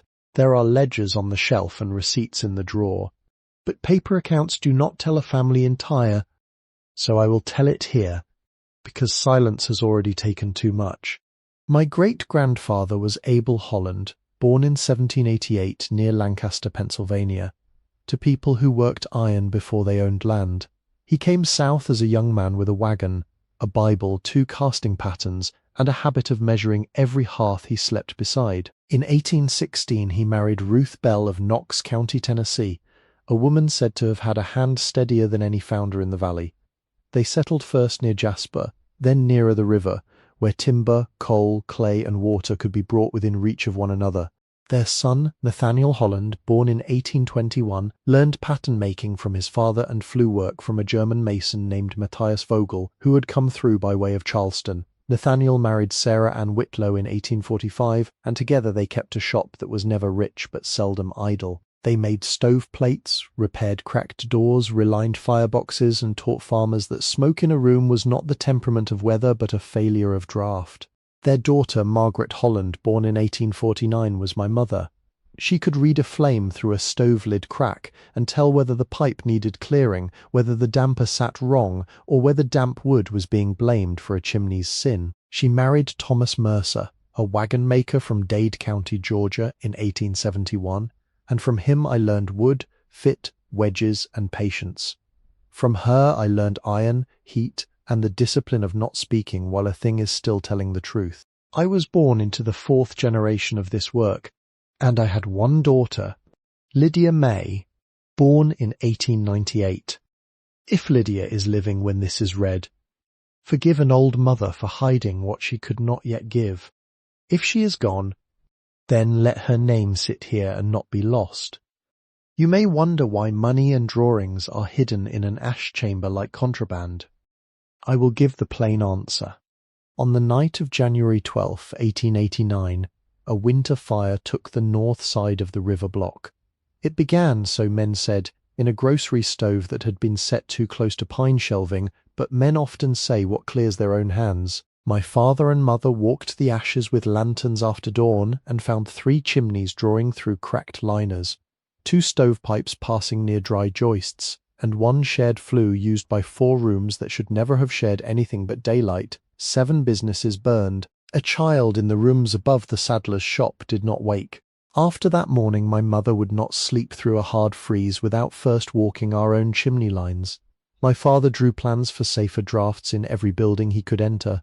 Some paid him, some cursed him. Some said old brick had stood 50 years and needed no woman's daughter tapping it with a hammer. The trade did not close in one day. It closed by ridicule, debt, pride, and the arrival of cheaper stoves sold by catalogue to people who believed a new thing could save them from the duty of knowing it. By 1896, the Holland work had narrowed. By 1903, we were repairing what we had once cast. By 1911, half the younger men had left for wages in shops owned by companies whose names were painted on walls higher than any chimney in this town. Then came war. The Great War took my husband, Joseph Mercer, not by bullet but by fever at Camp Gordon in Georgia in October of 1918. It took my brother Caleb Holland in France near the Argonne, where mud swallowed more prayers than seed. It took my son Thomas, my only boy, by influenza after his unit returned to New York Harbor. 3 names gone in 1 year, each by a different road, all leading to the same chair left empty. I kept working because heat still mattered. The drawings you found are not only shop records, they are warnings. In the years before the war, I was asked to inspect pipes, chimneys, cookstoves, heaters, laundry rooms, and boarding house flues along the older blocks. I wrote what I saw. I drew what should be changed. Some repairs were made. Many were not, if the town still stands when you read this. These drawings may help someone keep it standing longer. Now I will speak of craft, because grief without instruction is only smoke. For cast iron with red rust but no deep scale, do not begin with cruelty. Brush loose dirt first. Use dry blasting media only, fine enough to clean but not so sharp that it peens away casting marks. Keep the nozzle moving at 6 to 8 inches distance, never straight long against one place. If the iron warms under your hand, you are hurrying.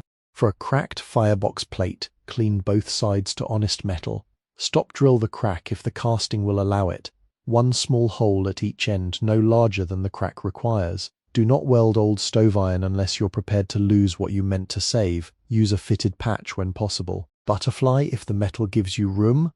Bolt without vanity. A repair hidden badly is better than a proud repair that fails. For refractory cement in firebox seams, rake out old material until it stops lying to you. Mix fire clay and fine sand 2 parts to 1 if you're making your own, with enough sodium silicate or furnace cement to bind when heat comes, but not so wet that it slumps. For brick setting near flame, use fire clay and clean sand 1 to 1 with a little Portland only where the heat will not punish it. Ordinary mortar is for ordinary walls. A firebox is not ordinary. Seasoning must be thin. I write this because most people believe more oil means more care. It does not. Warm the iron first to about 200 degrees so moisture leaves. Wipe with flax oil, lard, or clean shortening until the surface looks almost dry. If it shines wet, you have left too much. Hold near 300 degrees for 1 hour. Let it cool until you can lay a hand near it. Wipe again, thinner. Bring it to 350 or 400 only after the first coat has set. 3 thin coats will serve better than 1 greasy coat that turns gummy and catches dust for a generation. For stove black, use less than pride wants and more than neglect would allow.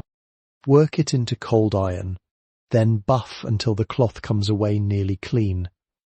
The purpose is not to make a mirror.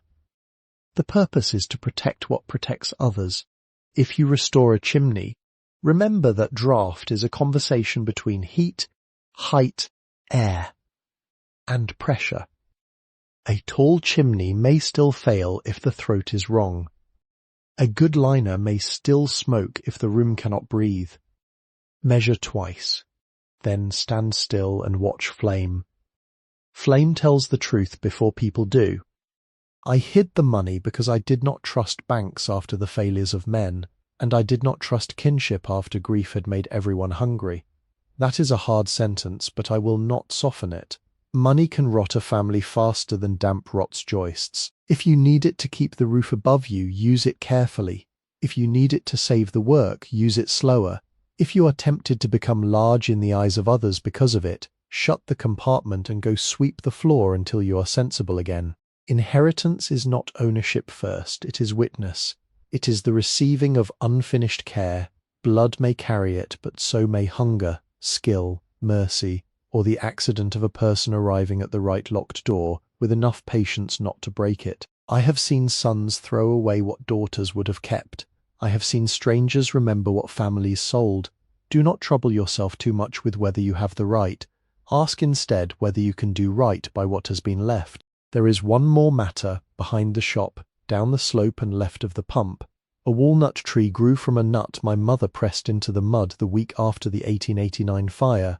She said a place that had seen burning ought to grow shade. In its trunk, if time has spared it, there may remain a horseshoe driven there by my father for luck he claimed not to believe in. Beneath that tree, at its east root, he buried a marker stone for Caleb when no body came home from France.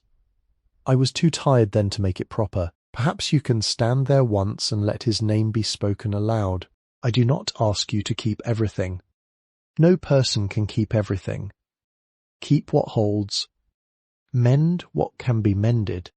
Let the rest return to earth without bitterness. The house is not empty. It has been waiting. You're welcome here. Eliza Holland Mercer, South Pittsburg, Tennessee, November 23, 1919. Vera did not move when the letter ended.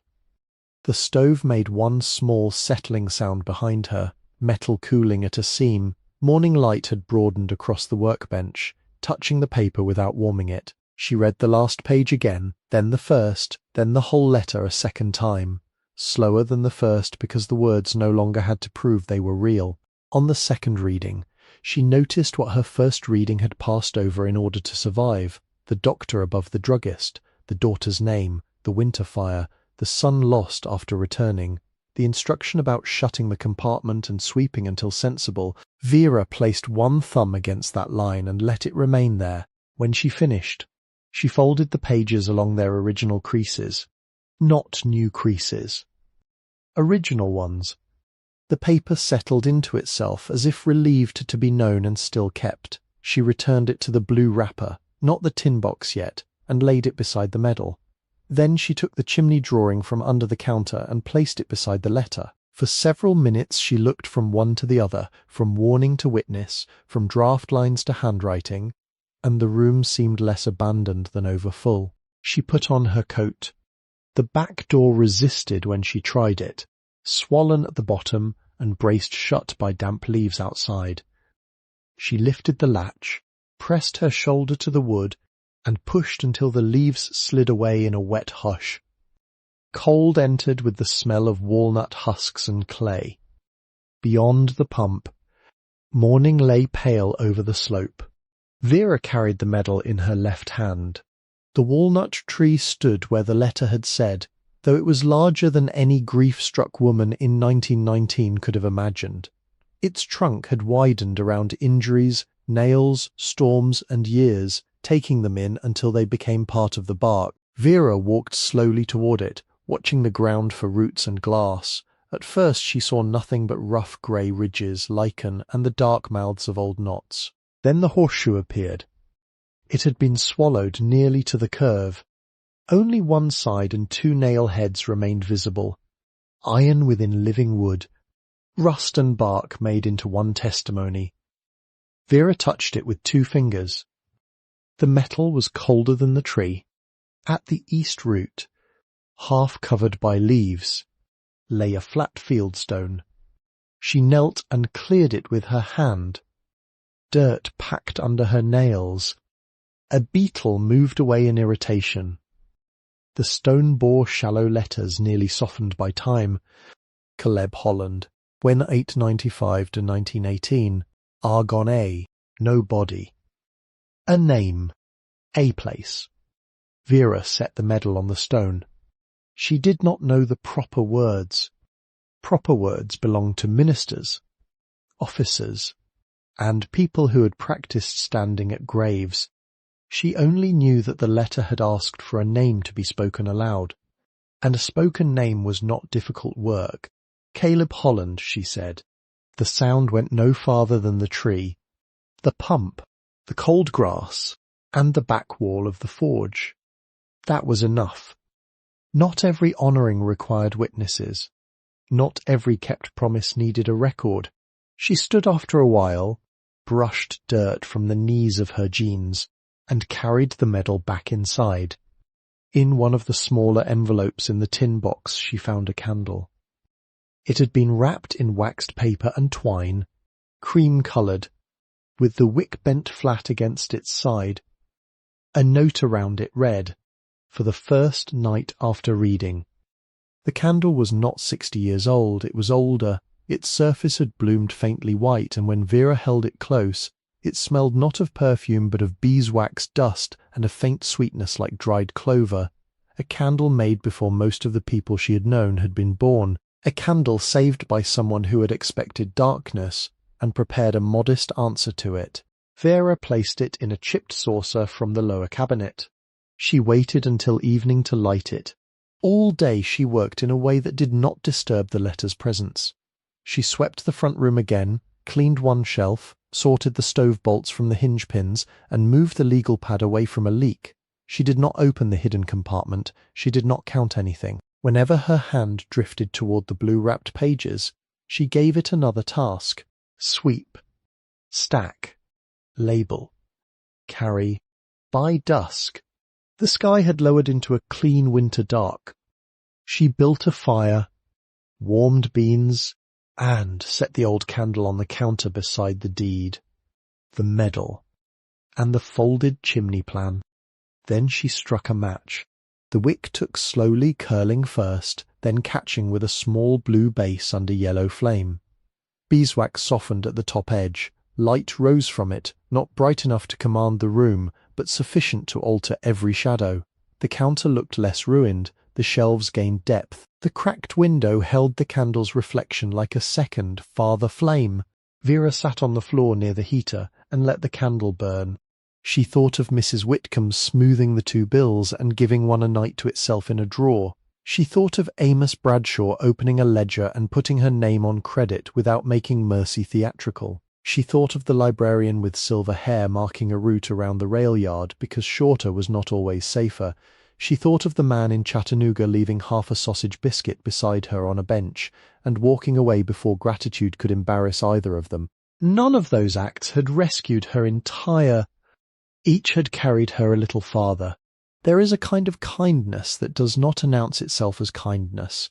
It takes the form of a pencil mark on a map, a biscuit left untouched, a warning spoken plainly, a debt recorded without contempt.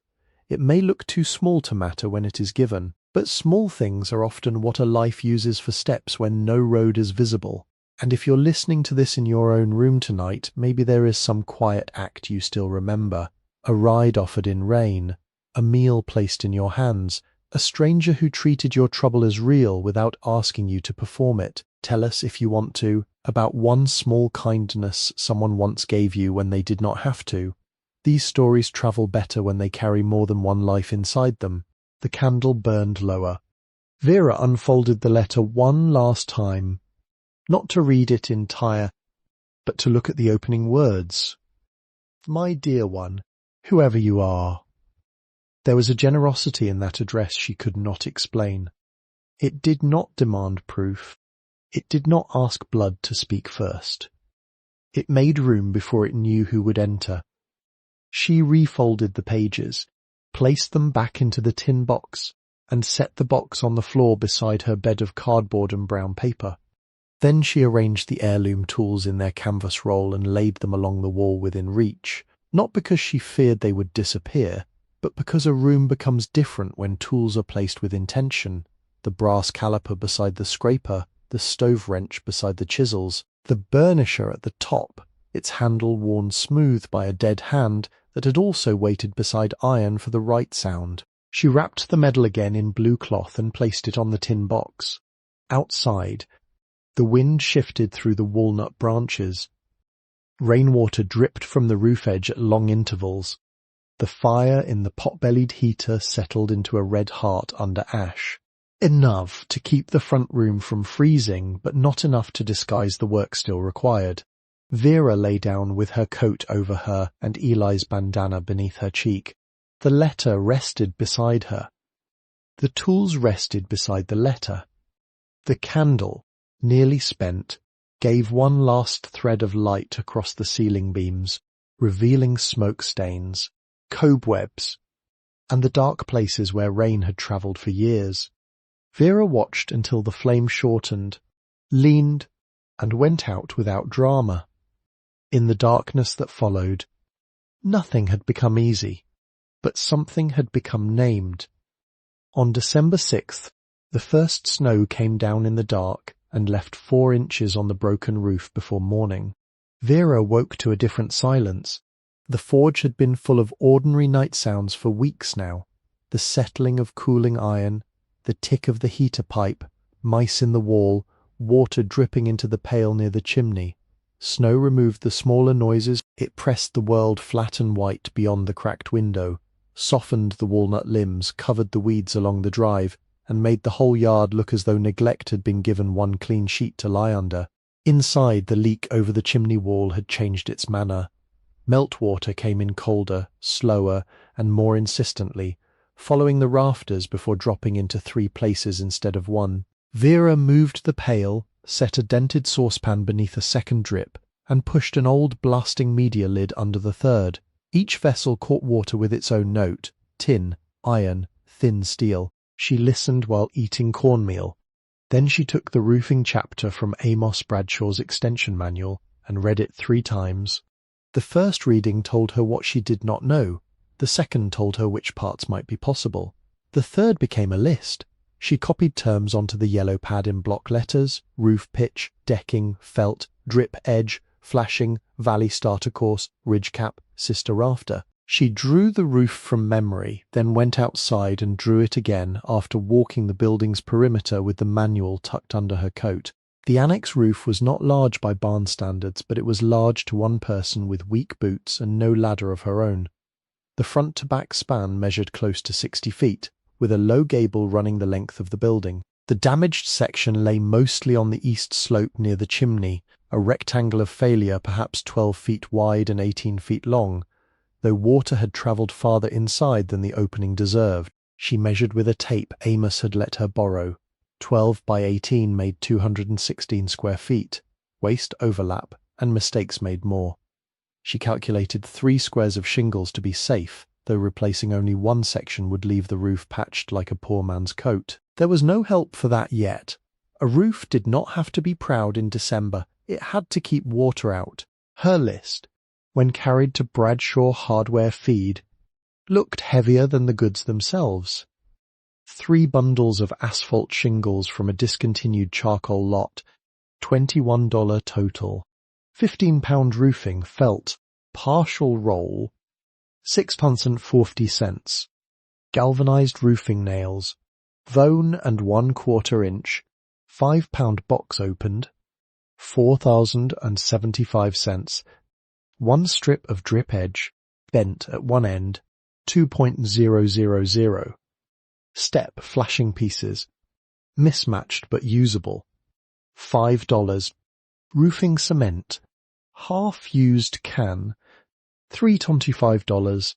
2 8-foot 2x4s for sistering the damaged rafter, $7.80. 1 sheet of half-inch plywood with a bad corner, $9. Amos wrote it all in the ledger without comment. Then he looked at the list again and disappeared into the rear of the store.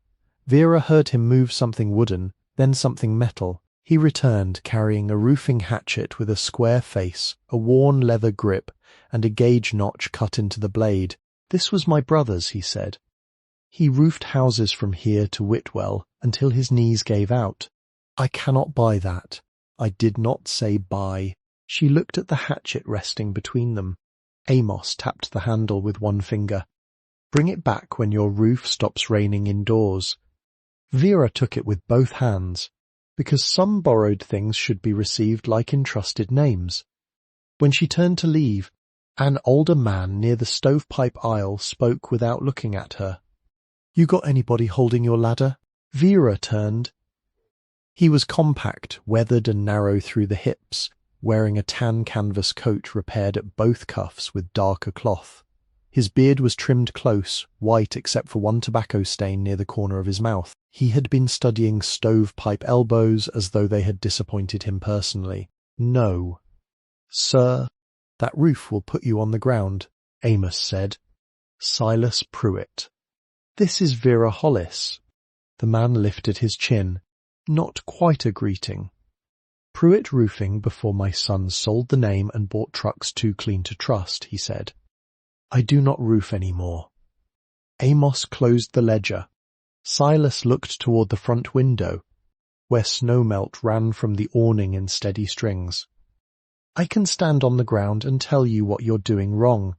"I cannot pay," Vera said. "I did not ask." It was becoming a troubling pattern, this refusal of strangers to put mercy in its expected language. For 11 days, Silas Pruitt came to the forge after breakfast. He brought his own ladder, an old wooden extension ladder with aluminum repair plates bolted to one rail. He inspected the ground before setting it.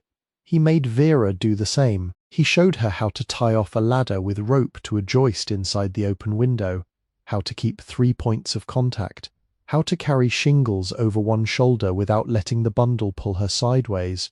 His teaching style contained almost no comfort. "That nail's proud.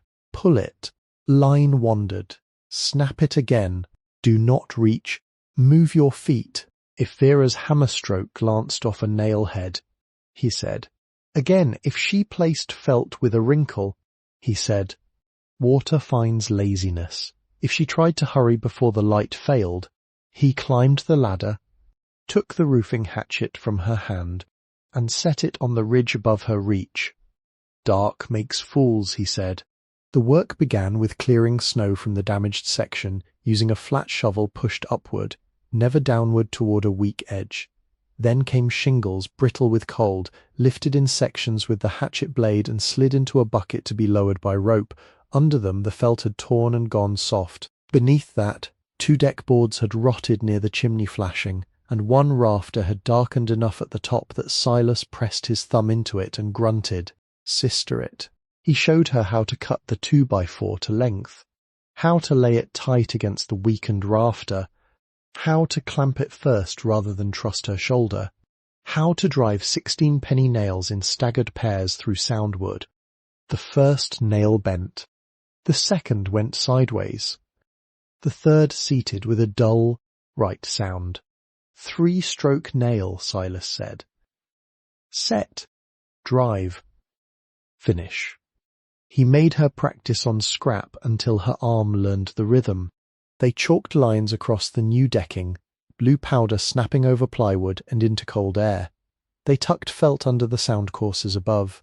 They laid starter strips along the lower edge, then shingles upward, each offset measured, each nail-driven flush and no deeper. Around the chimney Silas stood below and spoke the order like scripture stripped of music. Step flashing shingle, counter edge under brick where mortar allowed, roofing cement only where metal could not be persuaded properly before spring. By the 7th day, Vera's shoulders were so sore she could barely lift the cornmeal pan. By the 9th, the heel of her hand had blistered under the borrowed hatchet. Silas saw the blister when she flexed her fingers and said nothing. The next morning he left a roll of cloth tape on the ladder rung. On December 17th, under a sun bright enough to make the remaining snow flash along the ditch, they finished the patch. Vera stood on the ground afterward while Silas climbed to check the ridgeline one last time. He moved slowly, knees stiff, but his feet still knew roofs. He pressed one shingle tab, tapped a nail she had seated, and looked down. It will hold winter for Silas Pruitt. This was a benediction.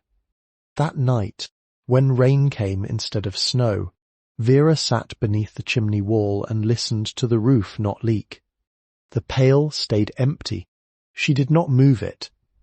By January, the chimney had become the next honest threat. Its damage was visible from the yard now that snow had pulled dead vines away from the east wall. The upper bricks had begun to spoil, their faces flaking off in shallow red scales from years of water entering, freezing, expanding, and leaving pieces of fired clay on the roof below. Mortar had powdered in the joints near the shoulder. At the clean-out, a cold draught entered along a crack. Vera had not seen until she held the lamp close and watched the flame lean sideways. A stove could burn well and still lose a building through a bad chimney. Vera had read Eliza's words enough times by then that certain sentences had become tools themselves. Draft is a conversation between heat, height, air, and pressure. Ordinary mortar is for ordinary walls. A firebox is not ordinary. Neither was a chimney. Amos sold her, on account and with visible disapproval toward her thin gloves, a small sack of hydraulic lime, fire clay, clean sand, and a pointing trowel narrow enough to fit the weathered joints. He would not sell Portland for the hot side of the work without asking where she meant to put it. Not near flame, Vera said. Good. Her mix for the lower repairs began with 1 part hydraulic lime, 1 part fire clay, and 2 parts clean sand for areas that might feel heat but would not carry direct flame. For the inner throat patching, she used fire clay and fine sand nearly 1-to-1, tempered with enough refractory cement to make it hold, and kept the batches small because cold weather stole working time. She wrote each mix on the wall beside the clean-out in pencil, adding notes after each batch: too wet, dragged, better, cracked at edge, held. The first week she worked from the inside. She raked out powdered mortar using a bent nail and the narrow chisel from the heirloom roll. She vacuumed nothing because there was no power, so she brushed and scooped and wiped with damp rags until each joint stopped shedding. Then she misted the old brick with a tin cup, not soaking it, only keeping it from stealing water too quickly from the mortar. She pressed mix into the joints with the edge of the trowel, packed it tight, cut away excess, and tooled the surface with a rounded scrap of wood. The temperature stayed in the 20s most mornings. Every 15 minutes her fingers went numb. At first she tried to continue through it, pinching the trowel harder, making a clumsy fist around the handle, that produced bad joints. Bad joints had to be removed. After the second failure, she set an enamel cup near the pot-bellied heater and stopped when her fingertips no longer reported pressure. She warmed her hands around the cup, flexed them until pain returned, then went back to the wall. Work was slower when done correctly. This was not a tragedy. On the upper stack, Silas returned for 2 mornings, though he claimed he had only come to retrieve a forgotten rope. He showed her how to test brick faces by tapping lightly, how to remove the worst spoiled units without disturbing the whole course, and how to avoid making a chimney pretty at the expense of letting it breathe. Old brick moves, he said. Let it. They replaced only what had failed beyond use. 3 bricks near the crown, 2 along the shoulder, 1 where a crack had travelled through both face and bed. Amos found salvaged brick behind his store, close enough in size, not close in colour, which did not matter because the chimney did not require vanity. Vera soaked each replacement briefly, buttered the sides, set it into a lime-rich bed, and pressed until mortar squeezed evenly at the joints. Her hands took on a permanent pale dryness from lime. Fine cracks opened along her knuckles. At night she rubbed lard into them because there was no money for salve, and because lard had served cast iron and could serve skin well enough. For 3 weeks she worked in intervals of cold, heat, mix, pack, scrape, warm, and wait. There were bad hours when progress seemed too modest to count. A full morning could disappear into 6 feet of joints no one would praise. A whole afternoon could be spent correcting a patch that had dried too fast near the heater. On January 19th, she found new powder below a place she believed finished and sat back on the floor with the trowel in her lap, breathing through dust and refusal. Then she raked it out again. Exact work did not care about discouragement. It cared about the joint being full. Late January brought one clear day with a hard blue sky and no wind. Vera chose it for the test fire. She had cleaned the flue again, patched the throat, repaired the clean-out door with stove rope gasket, and sealed the thimble where the pot-bellied pipe entered the wall. She opened the damper, cracked the front door to give the room air, and lit a twist of newspaper no larger than her hand. Smoke rose. She added twigs. Then one thin split. Then another. The heater warmed, clicked, and settled. Vera went outside and stood in the yard, looking up. At first there was only a faint vapour pale against the sky, then smoke drew clean from the chimney, lifting straight for a few feet before wind took it toward the river. No black roll, no smoke pushed back through the clean-out, no sour seepage along the wall. Inside, the room smelled of warm iron rather than creosote. She stood there until her hands went cold again, watching the chimney do the one thing a chimney must do. It carried danger upward and away. The floors waited until the chimney had proved itself.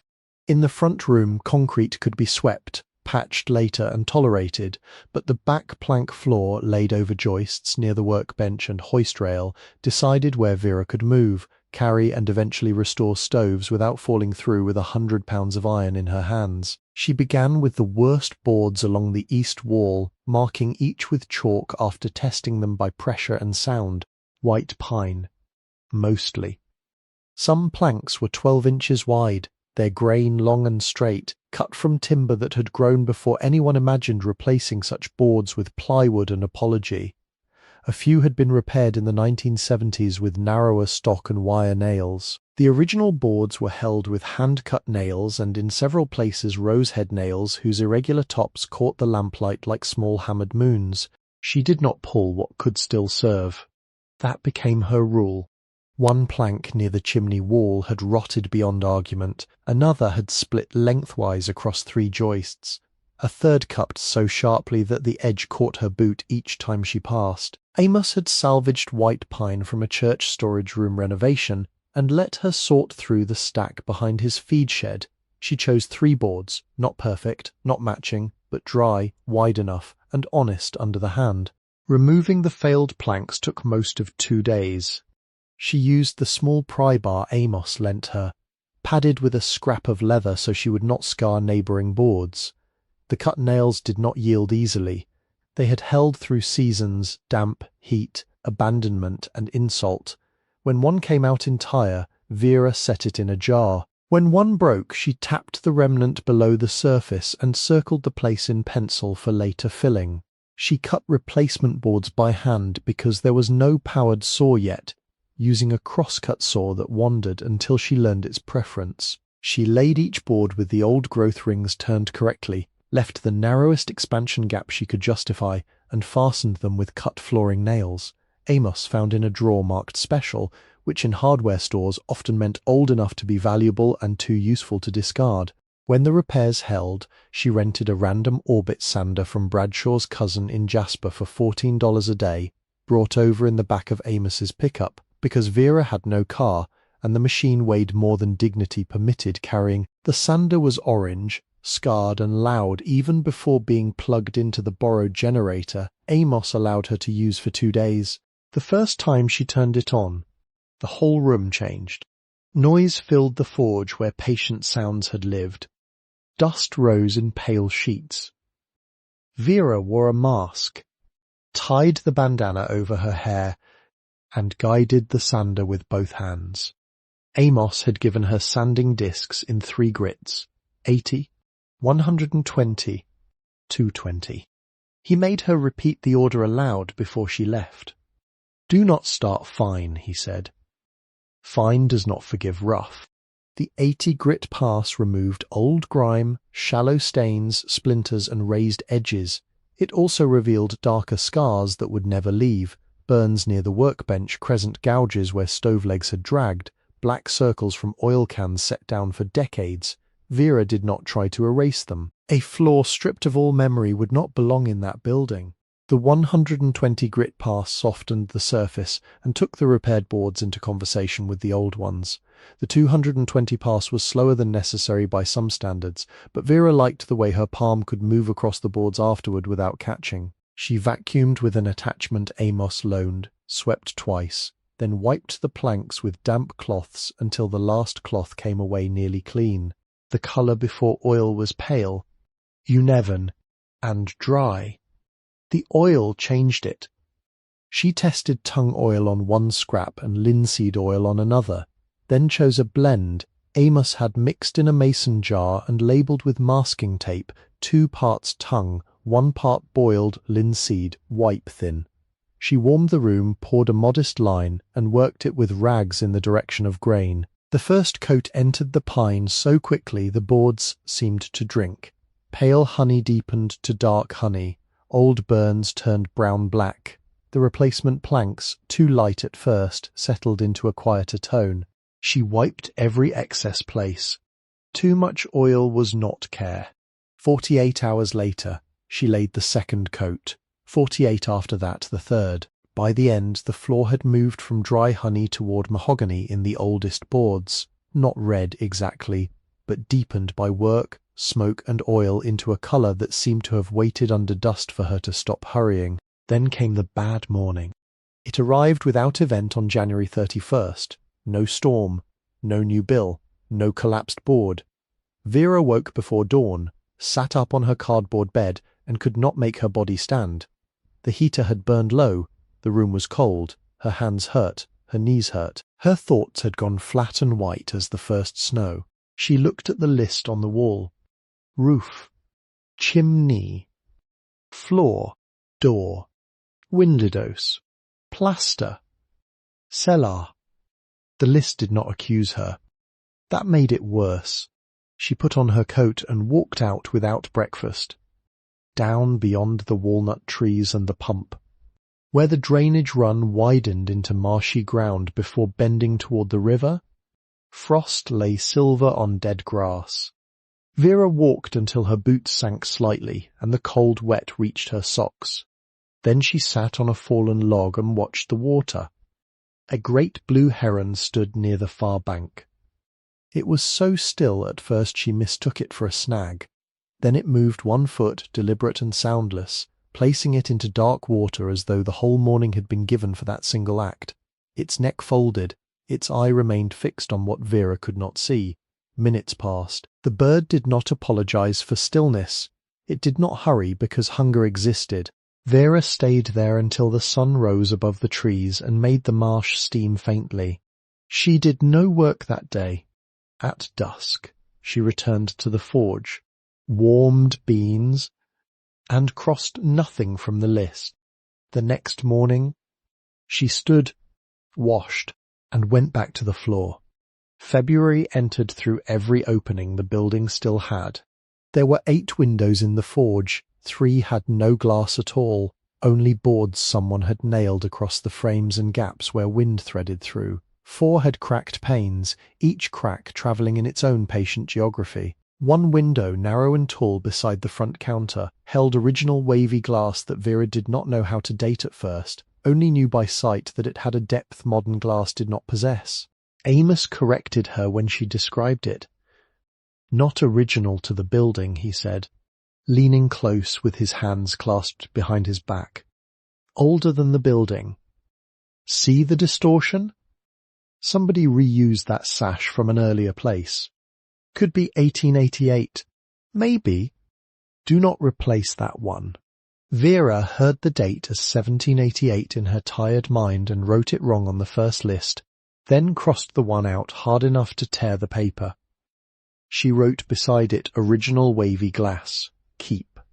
The work of windows was colder than roofing, though it happened indoors.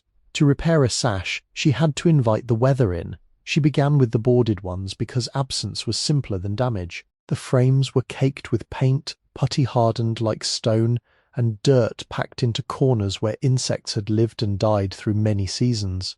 She removed old points with a small screwdriver, softened stubborn putty with careful heat from a borrowed lamp held far enough away not to scorch the wood, and scraped channels clean with one of the heirloom tools. Every pane she installed came from salvaged glass. Amos kept in a crate under burlap, not perfect, some lightly scratched but whole. She measured twice, cut once under Amos's supervision at the hardware store, and carried each piece back wrapped in newspaper against her chest. DAP 33 glazing putty came in a white tub with a lid that resisted opening until she learned to pry evenly around the edge. The putty was stiff in the cold, so she warmed a working lump in her palm, kneading it until it yielded. Amos had shown her how to roll a thin rope, press it into the rabbet for bedding, set the glass gently, and push glazing points into the sash with the flat of a putty knife. Then came the outer bevel, smooth, angled, clean enough to shed water, but not so fussed over that the work became false. Her first bevel was lumpy. She scraped it out and did it again. The second leaned too flat. Again. By the third window, her hand began to understand what her eyes wanted. The cracked panes required a different patience. She taped them before removal so the glass would not fall in shards. She saved what could be saved for smaller repairs, stacking pieces between cardboard. She cleaned the old sash cords where they existed, though most had snapped years before and left the windows painted shut or hanging uselessly in their frames. For the front left sash, she opened the weight pocket and found the counterweight still inside, iron, cylindrical, dusty, and waiting at the bottom like a dropped thought. Amos sold her 1/4-inch cotton sash cord by the foot. Synthetic would last longer perhaps, but cotton belonged better to the pulleys, and the old wheel turned with a sound that made Vera pause. She tied the cord to the counterweight with a figure-8 knot, because Amos had drawn it for her on wrapping paper, and made her practice until she could tie it without looking. The knot looked excessive until she held the weight over the open pocket and understood trust differently. A sash weight did not forgive a decorative knot. The cord ran over the pulley, down the stile, and into the groove. She set the sash back, worked it once, and the window rose. Not easily. Not yet. But it rose. Each repaired window changed the room in a small, exact way, not warmer all at once, not beautiful, simply less defeated. Wind lost one path, rain lost another. Light came through glass instead of cracks between boards. The front room brightened by degrees, and the workbench no longer sat in the permanent dimness that had made every tool look abandoned even after she had arranged them. The final window stood in the back room near the giant cookstove. It held 2 cracked panes, a broken cord, and putty so hard. Vera had to work it in 1/4-inch pieces. By then her hands knew the sequence: score the paint line, remove stops without splitting them, ease sash free, lay it flat on the bench, tape the broken pane, pull points, lift glass, clean rabbet, bed putty, set new pane, press points, shape bevel, replace cord, tie figure-8, test weight, rehang.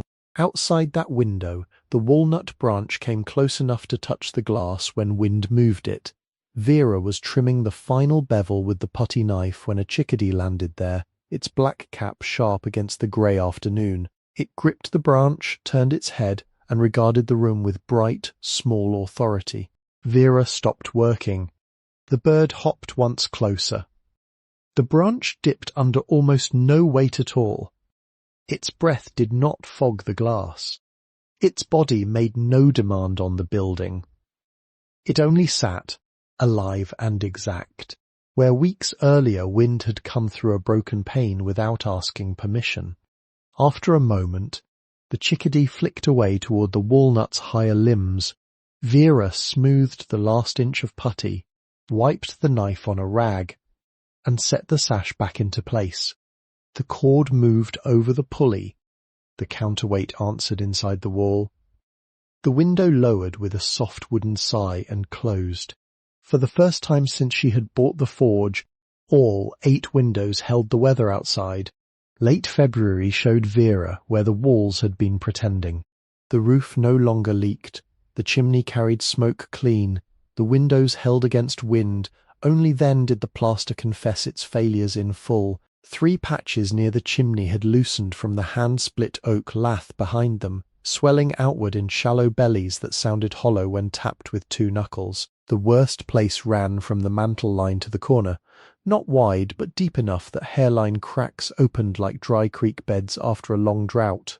She did not tear out more than was loose. that had become one of the building's lessons.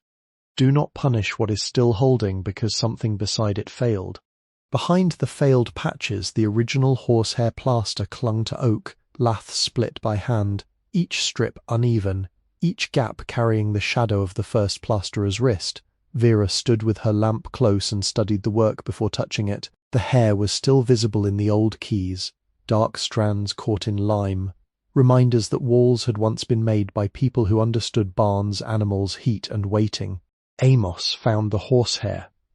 It came from a paper sack in his storeroom marked 1954, and he admitted, without apology, that his father had saved things past reason.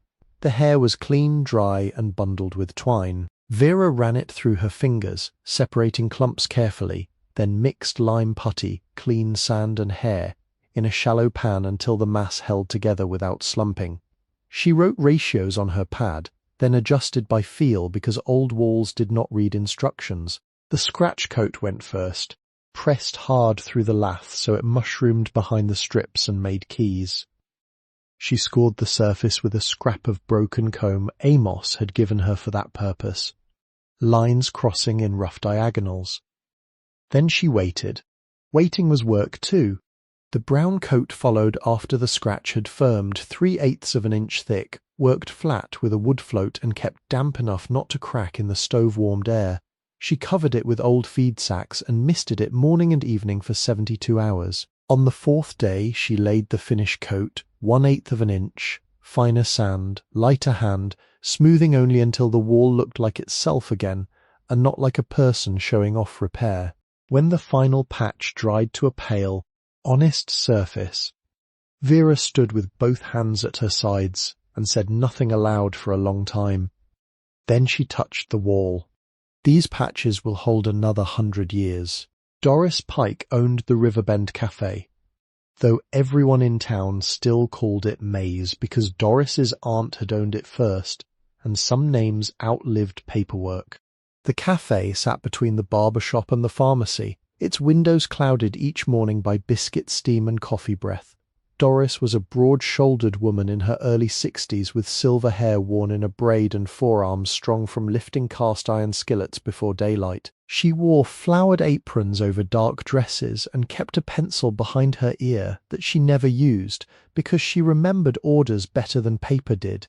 Vera had gone there only twice, both times to buy the cheapest thing that could be eaten slowly. Doris had watched without seeming to watch. On the 3rd week of February, brown paper bags began appearing at the forge door. The first held 2 biscuits wrapped in foil, a jar of soup, and 3 bruised apples. Vera carried it back to the cafe after dark and set it on the counter. "I cannot pay for this." Doris wiped a clean place that did not need wiping. "Did I send a bill?" "No." "Ma'am." "Then we are not confused." Vera stood there with the bag in both hands. Doris took a tray of cornbread from the warmer and set it beside the register. "You can pay in candles when the shop reopens." "The shop is not reopening." Doris looked over at her then, direct but not sharp. "Not tonight." The next bag came 2 days later, then another, not enough to make Vera dependent, enough to keep her from choosing between food and putty. Doris never mentioned them when Vera passed the cafe window. She only lifted 2 fingers from the coffee pot in acknowledgement, as though the whole arrangement were a trade already entered in a ledger no one else needed to see. Caleb Rusk arrived on a Schwinn bicycle with faded blue paint.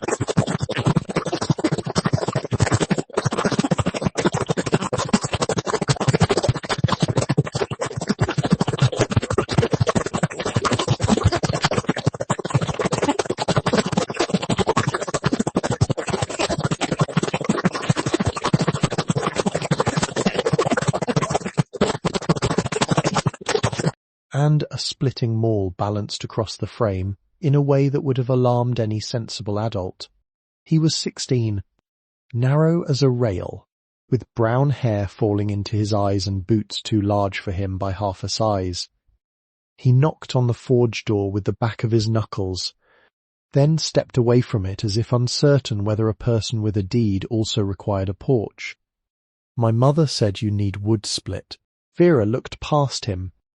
A pile of storm-fallen limbs lay near the walnut trees, dragged there over several weeks and not yet reduced to stove length.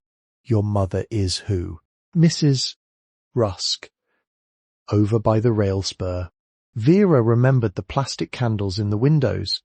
I cannot pay. He looked relieved. As though money would have complicated what he had been sent to do. She said you'd say that. The boy worked after school 3 afternoons a week. He was not graceful, but he listened. Vera showed him where to stand, how to check the grain, how not to swing tired. He split kindling from straight-grained pieces and stacked them bark side up beneath the lean-to she had made from salvaged tin. When she tried to hand him $2 after the first week, he backed toward his bicycle. My mother said, "About your grandfather." "He was my uncle." Caleb shrugged, embarrassed by genealogy and generosity alike. She said, "He fixed her stove when I was little." Said we owed. "No one owes that long." He lifted the maul onto his shoulder. "She does." From then on, Vera kept a jar of cookies from Doris's bags near the door, and Caleb pretended he did not know they were placed there for him. He took one each visit, never two. Reverend Boyd walked past every morning at 7. He was pastor of a brick church near the school, a tall black man with a trimmed grey beard, polished shoes and a felt hat. He tipped not only to people but to houses, dogs, and once to a delivery truck that stopped for him in rain. His route took him down Old River Road, past the chain gate, across the bridge, and back by the railroad. The first morning Vera saw him, she was hauling ash waste to the pit, her coat sleeves black to the elbow. He paused outside the gate, touched 2 fingers to his hat brim, and went on. The second morning, the same. By the 5th, she lifted her hand back. He did not enter the property. He did not ask what she needed. He did not make her condition into a visit. Every morning, at the same place in the road, he tipped his hat and spoke 4 words as he passed. "Mercy, keep this place." He said it softly enough that the road almost kept it for itself. After a while, Vera began hearing the words before he arrived, timed with the sound of his steps on gravel. They became part of the morning, like checking the firebox, opening the front door for air, and reading the list with a pencil in hand. Some prayers stand better when not explained. Vera postponed the cellar until February 11th because every practical instinct told her not to go under a building before the building above had been made less willing to collapse. The cellar door was in the back room under a stack of warped shutters. She had noticed the iron ring weeks earlier but covered it again after marking the place on her pad. There had been too much else: roof above, chimney beside, floor beneath. A cellar could wait until curiosity had earned the right tools. On February 11th, she cleared the shutters, swept the edges, and lifted the ring. The door rose with difficulty, plank thick, hinges stiff, earth smell coming up at once. 7 granite steps descended into darkness. They were not elegant, but they were exact, each worn slightly at the centre by feet long gone. Vera set the lamp on the first step, then waited before going down. Air came up cool and mineral, damp but not rotten, no animal odour, no gas smell. She lowered a candle on a string, watched the flame, and only then took the steps one at a time. The cellar measured about 12 by 15 feet. Fieldstone made the walls, fitted without show, chinked in places with lime that had softened but not failed entirely. The floor was stone and packed earth, with a narrow drain cut toward the downhill side. Empty shelves lined one wall. Against another sat stoneware crocks, some broken, some whole, each grey with dust. A coil of iron hooping lay in a corner. Spiderwebs connected joists overhead in fine abandoned maps. At the center of the floor rested a single dressed granite slab. It was too deliberate to be ordinary, rectangular, almost 3 feet by 2, its top smoother than the surrounding stone, with a carved craft mark near one corner, the same crescent stove lid shape Vera had seen pressed into the wax seal. Dust had collected in the cut, making the symbol visible only when the lamp moved across it. Vera stood over it for a long time. She did not lift it. Some discoveries ask to be left until a person has become less hungry for answers. She cleaned around it, not beneath it, and made a note on the pad. Center slab, marked leave. On the stairs going up, the lamp caught something under the third step. At first she thought it was a wedge placed there to steady the stair. Then she saw the grain. Oak. A small box, darkened by age, wedged into a space between the step and the side wall. It took 10 minutes to ease it free without splintering either wood or patience. The lid had no lock, only a wooden peg. Inside lay a brass key and a tintype photograph.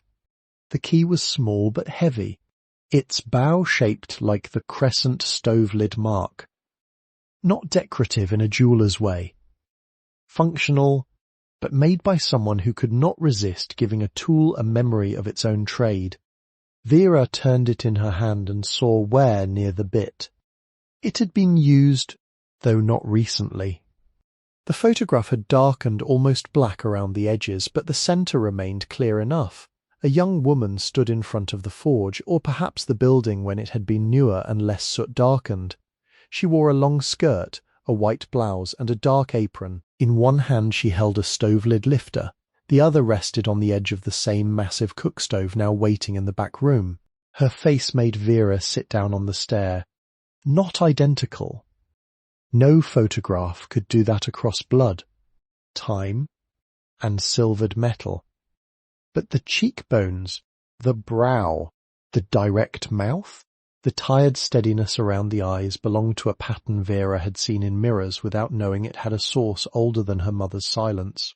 On the back, written in brown ink, were the words, Lydia May Holland Mercer, daughter of Joseph Mercer and Eliza Ruth Holland Mercer, age 25, summer of 1903. Vera remained on the granite step until the lamp flame lowered. Then she carried the box upstairs, placed the photograph beside the letter, and set the brass key on the mantel above the pot-bellied heater.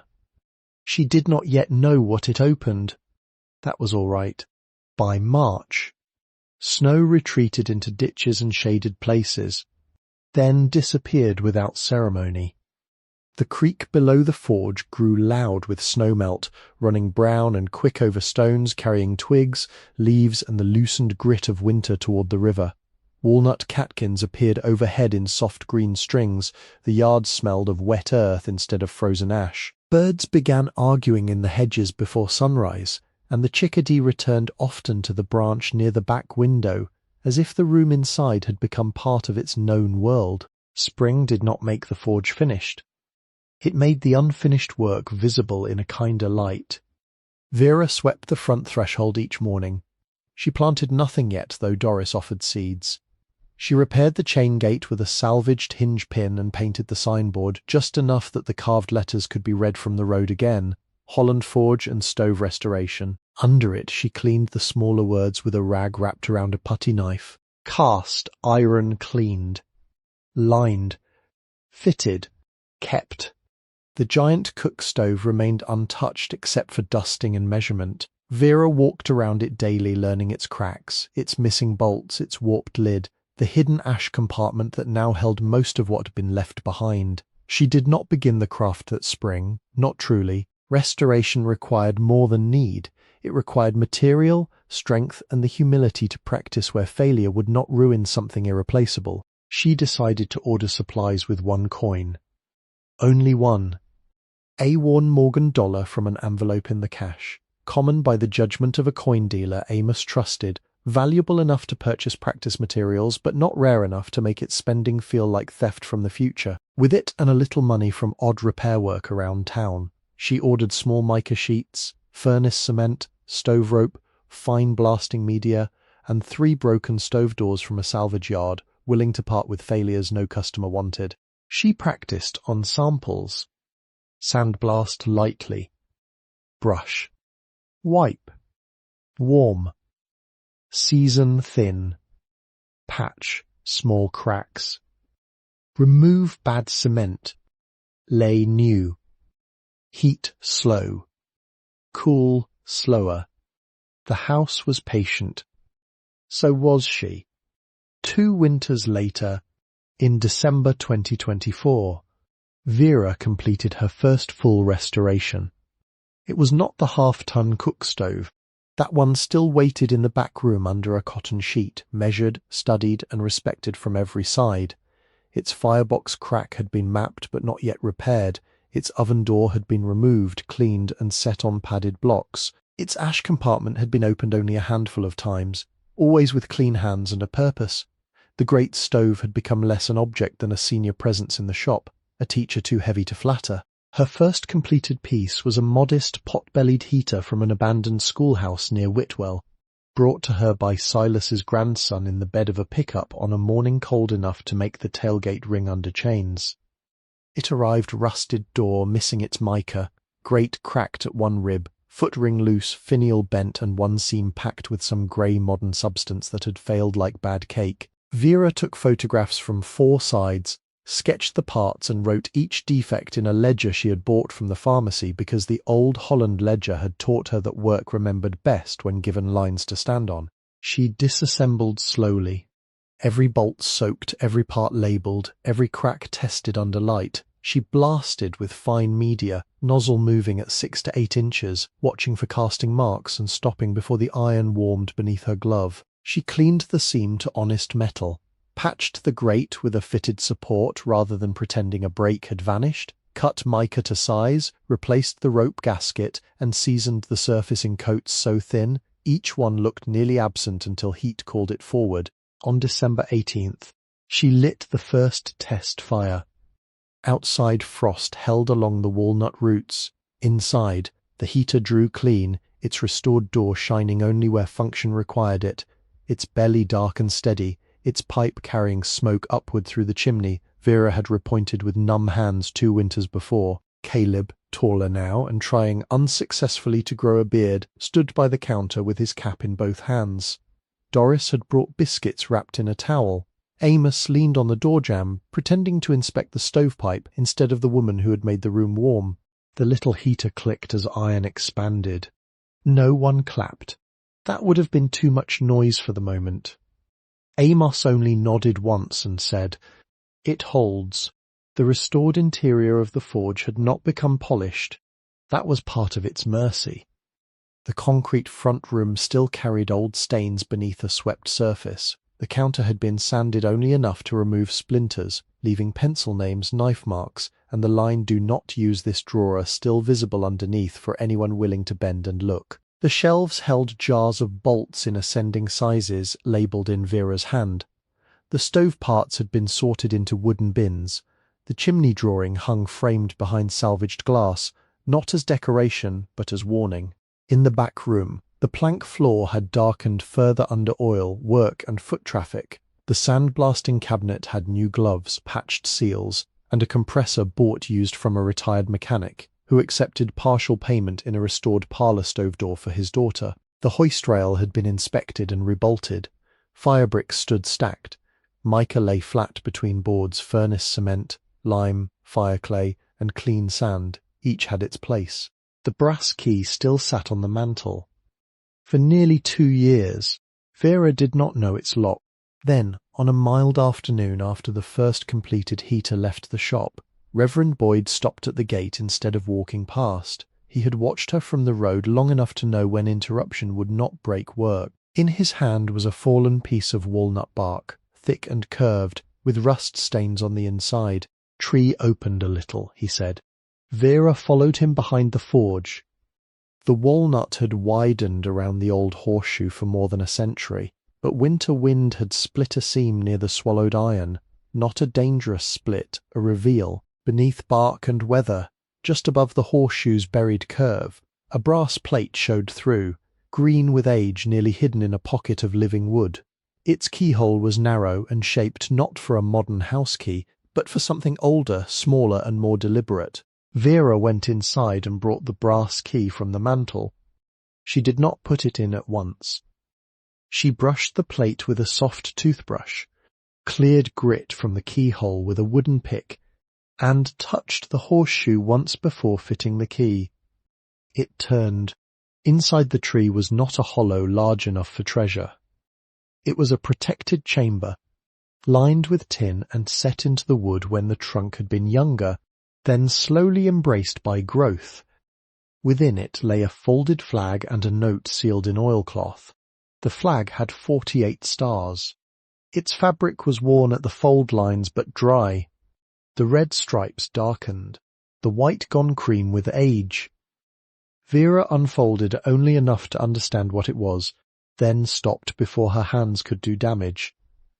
The note, written in the same hand as the letter, was dated November 11th, 100-101-3, 91-91, 111-91-13. Tonight 1-3, not the day the letter had been written. Earlier, Armistice Day. To whoever keeps the tree, this flag lay over the memorial table at the church when names of our dead were read 1 year after the guns stopped. It did not cover Caleb's body, for his body did not come home. It stood in place of what could not be returned. I have placed it here because houses burn, trunks rot slower, and a mother sometimes trusts a tree more than a drawer. If the flag is found, do not make a spectacle of it. Lay it in clean cloth. Speak the names. Remember that a nation is not made only by speeches, but by ordinary rooms where someone waits for a footstep that does not come. Eliza Holland Mercer. Reverend Boyd removed his hat. Vera wrapped the flag in unbleached cotton and carried it inside with both hands later. After asking the county historian and then a veterans archivist in Chattanooga how to preserve it without theatrical display, she placed it in an acid-free box in the front room cabinet. The note remained with it. The brass key went back on the mantel, no longer mysterious, but not ordinary either. On September 26th, 2025, Vera carried Caleb Holland's service medal to Chattanooga National Cemetery.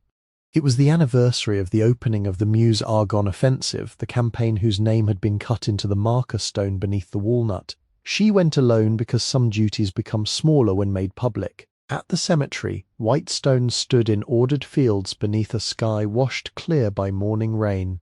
She did not claim a grave that was not his. She found a bench, unwrapped the medal, and held it in her palm, while the names around her kept their quiet formation. Then she spoke the 3 names from the letter. Joseph Mercer, Caleb Holland, Thomas Mercer. No one answered. No one needed to. When she returned, she placed the medal in a shallow shadow box made from scrap walnut by Caleb Rusk, the boy who had once refused $2 for splitting wood. It hung near the chimney drawing. Not above it. Nothing in the forge was arranged as hierarchy. Things were placed by use, witness, and weather. The money remained where it had been found. Almost all of it. Over 2 winters, Vera spent 3 coins and 2 common notes, each after asking advice from people who knew more than she did, and writing the reason in the ledger. 1 coin purchased practice material, 1 helped pay for the sash glass before cold rain returned. 1 bought the acid-free box for the flag and letter copies. 2 common notes covered part of the compressor after the mechanic refused to wait longer than pride allowed. The rest she sealed again. Not because she distrusted herself as Eliza had warned, though some caution remained. She sealed it because the cash no longer felt like money alone. It was a bridge built by a dying woman toward an unknown person. A bridge should not be dismantled for comfort. It should carry someone across when the water rises. Vera made fresh oilcloth wraps, keeping the originals inside them. She labelled each bundle without changing its order. The gold piece remained untouched, the banknotes lay flat, the coin envelopes sat in their tin. The ledger recorded what had been removed and why. Then she slid the packages into the ash compartment of the great cookstove, closed the false back, turned the cedar disc, and listened. Click. On the ledger page she wrote, "For the next one." The forge reopened without announcement. Doris made that decision by pushing a corkboard index card into the cafe wall between a notice for pasture fencing and a handwritten ad for piano lessons. The card read, "Holland Forge and Stove Restoration. Cast iron stoves cleaned. Lined, fitted, kept. Ask at Old River Road. Patient work only." Vera had not approved the wording. Doris had not asked. By the end of the first month, there were 12 names on a mailing list Vera kept in the ledger's back pages. By spring, there were 27. By the next December, 43 households had asked to be notified when she was ready for more work than she could take. Farmers, collectors, 2 churches, a woman restoring a cabin near Sewanee, a man whose grandmother's range had sat in a barn since 1962, and one school that wanted its pot-bellied heater cleaned for display but not made falsely shiny. Vera wrote replies by hand when she could. She gave estimates slowly. She refused work beyond her skill. She told people when a stove should be left as memory rather than forced back into service. Some thanked her, some did not. The forge did not grow famous. No newspaper came. No camera crew stood in the yard. On most days, the only signs of reopening were smoke from the chimney, a bicycle leaning by the fence, and a paper bag from Doris hanging on the door handle when the morning had gone too long. Caleb came back with the sign in April. He was 18 then, taller than Vera, shoulders widening from work he no longer had to be reminded to finish. The Schwinn had been replaced by an old truck that started only after private negotiation. In the bed lay a wooden board wrapped in a quilt. He and his mother carried it to the forge door together, though Mrs. Rusk insisted she had only come to supervise because boys had been known to spell badly. The board was walnut, sanded smooth but not glossy. The letters had been carved by hand and painted cream. Holland Forge Daughters. Stove Restoration. Vera looked at it a long time. "There is only me," she said. "Mrs." Rusk folded her arms. "There was not always." Caleb shifted his weight. "And there might not always be." The plural waited on the board, patient and slightly uneven where the chisel had followed grain. Daughters, not daughter, not owner, not proprietor. A word large enough to hold Eliza, Lydia, May, Vera, and someone unnamed who might one day come through the door with a bag, a skill, a need, or only the discipline to listen before forcing iron. They hung it below the original sign, not over it. The old words remained. The new words joined them that evening, after Caleb and his mother left, and the road settled into dusk. Vera took out a clean sheet of paper. She had bought it weeks earlier and kept it flat between 2 books. Waiting for a night when the shop was warm, the floor swept, and no urgent repair called louder than memory, she set the paper on the counter where invoices had once been written. Beside it she placed Eliza's letter. Not open. Only present. The beeswax candle had long ago burned down, but Amos had brought her a small box of new ones made by a woman outside Jasper. Vera lit one and watched the flame stand. Then she began. "My dear one, whoever you are." She stopped after the first line because the room changed around it. Those words did not belong to her, and yet they had come into her keeping. She wrote them again on a second sheet, more carefully, then continued. "If you have found this letter, then I hope you have come in out of weather.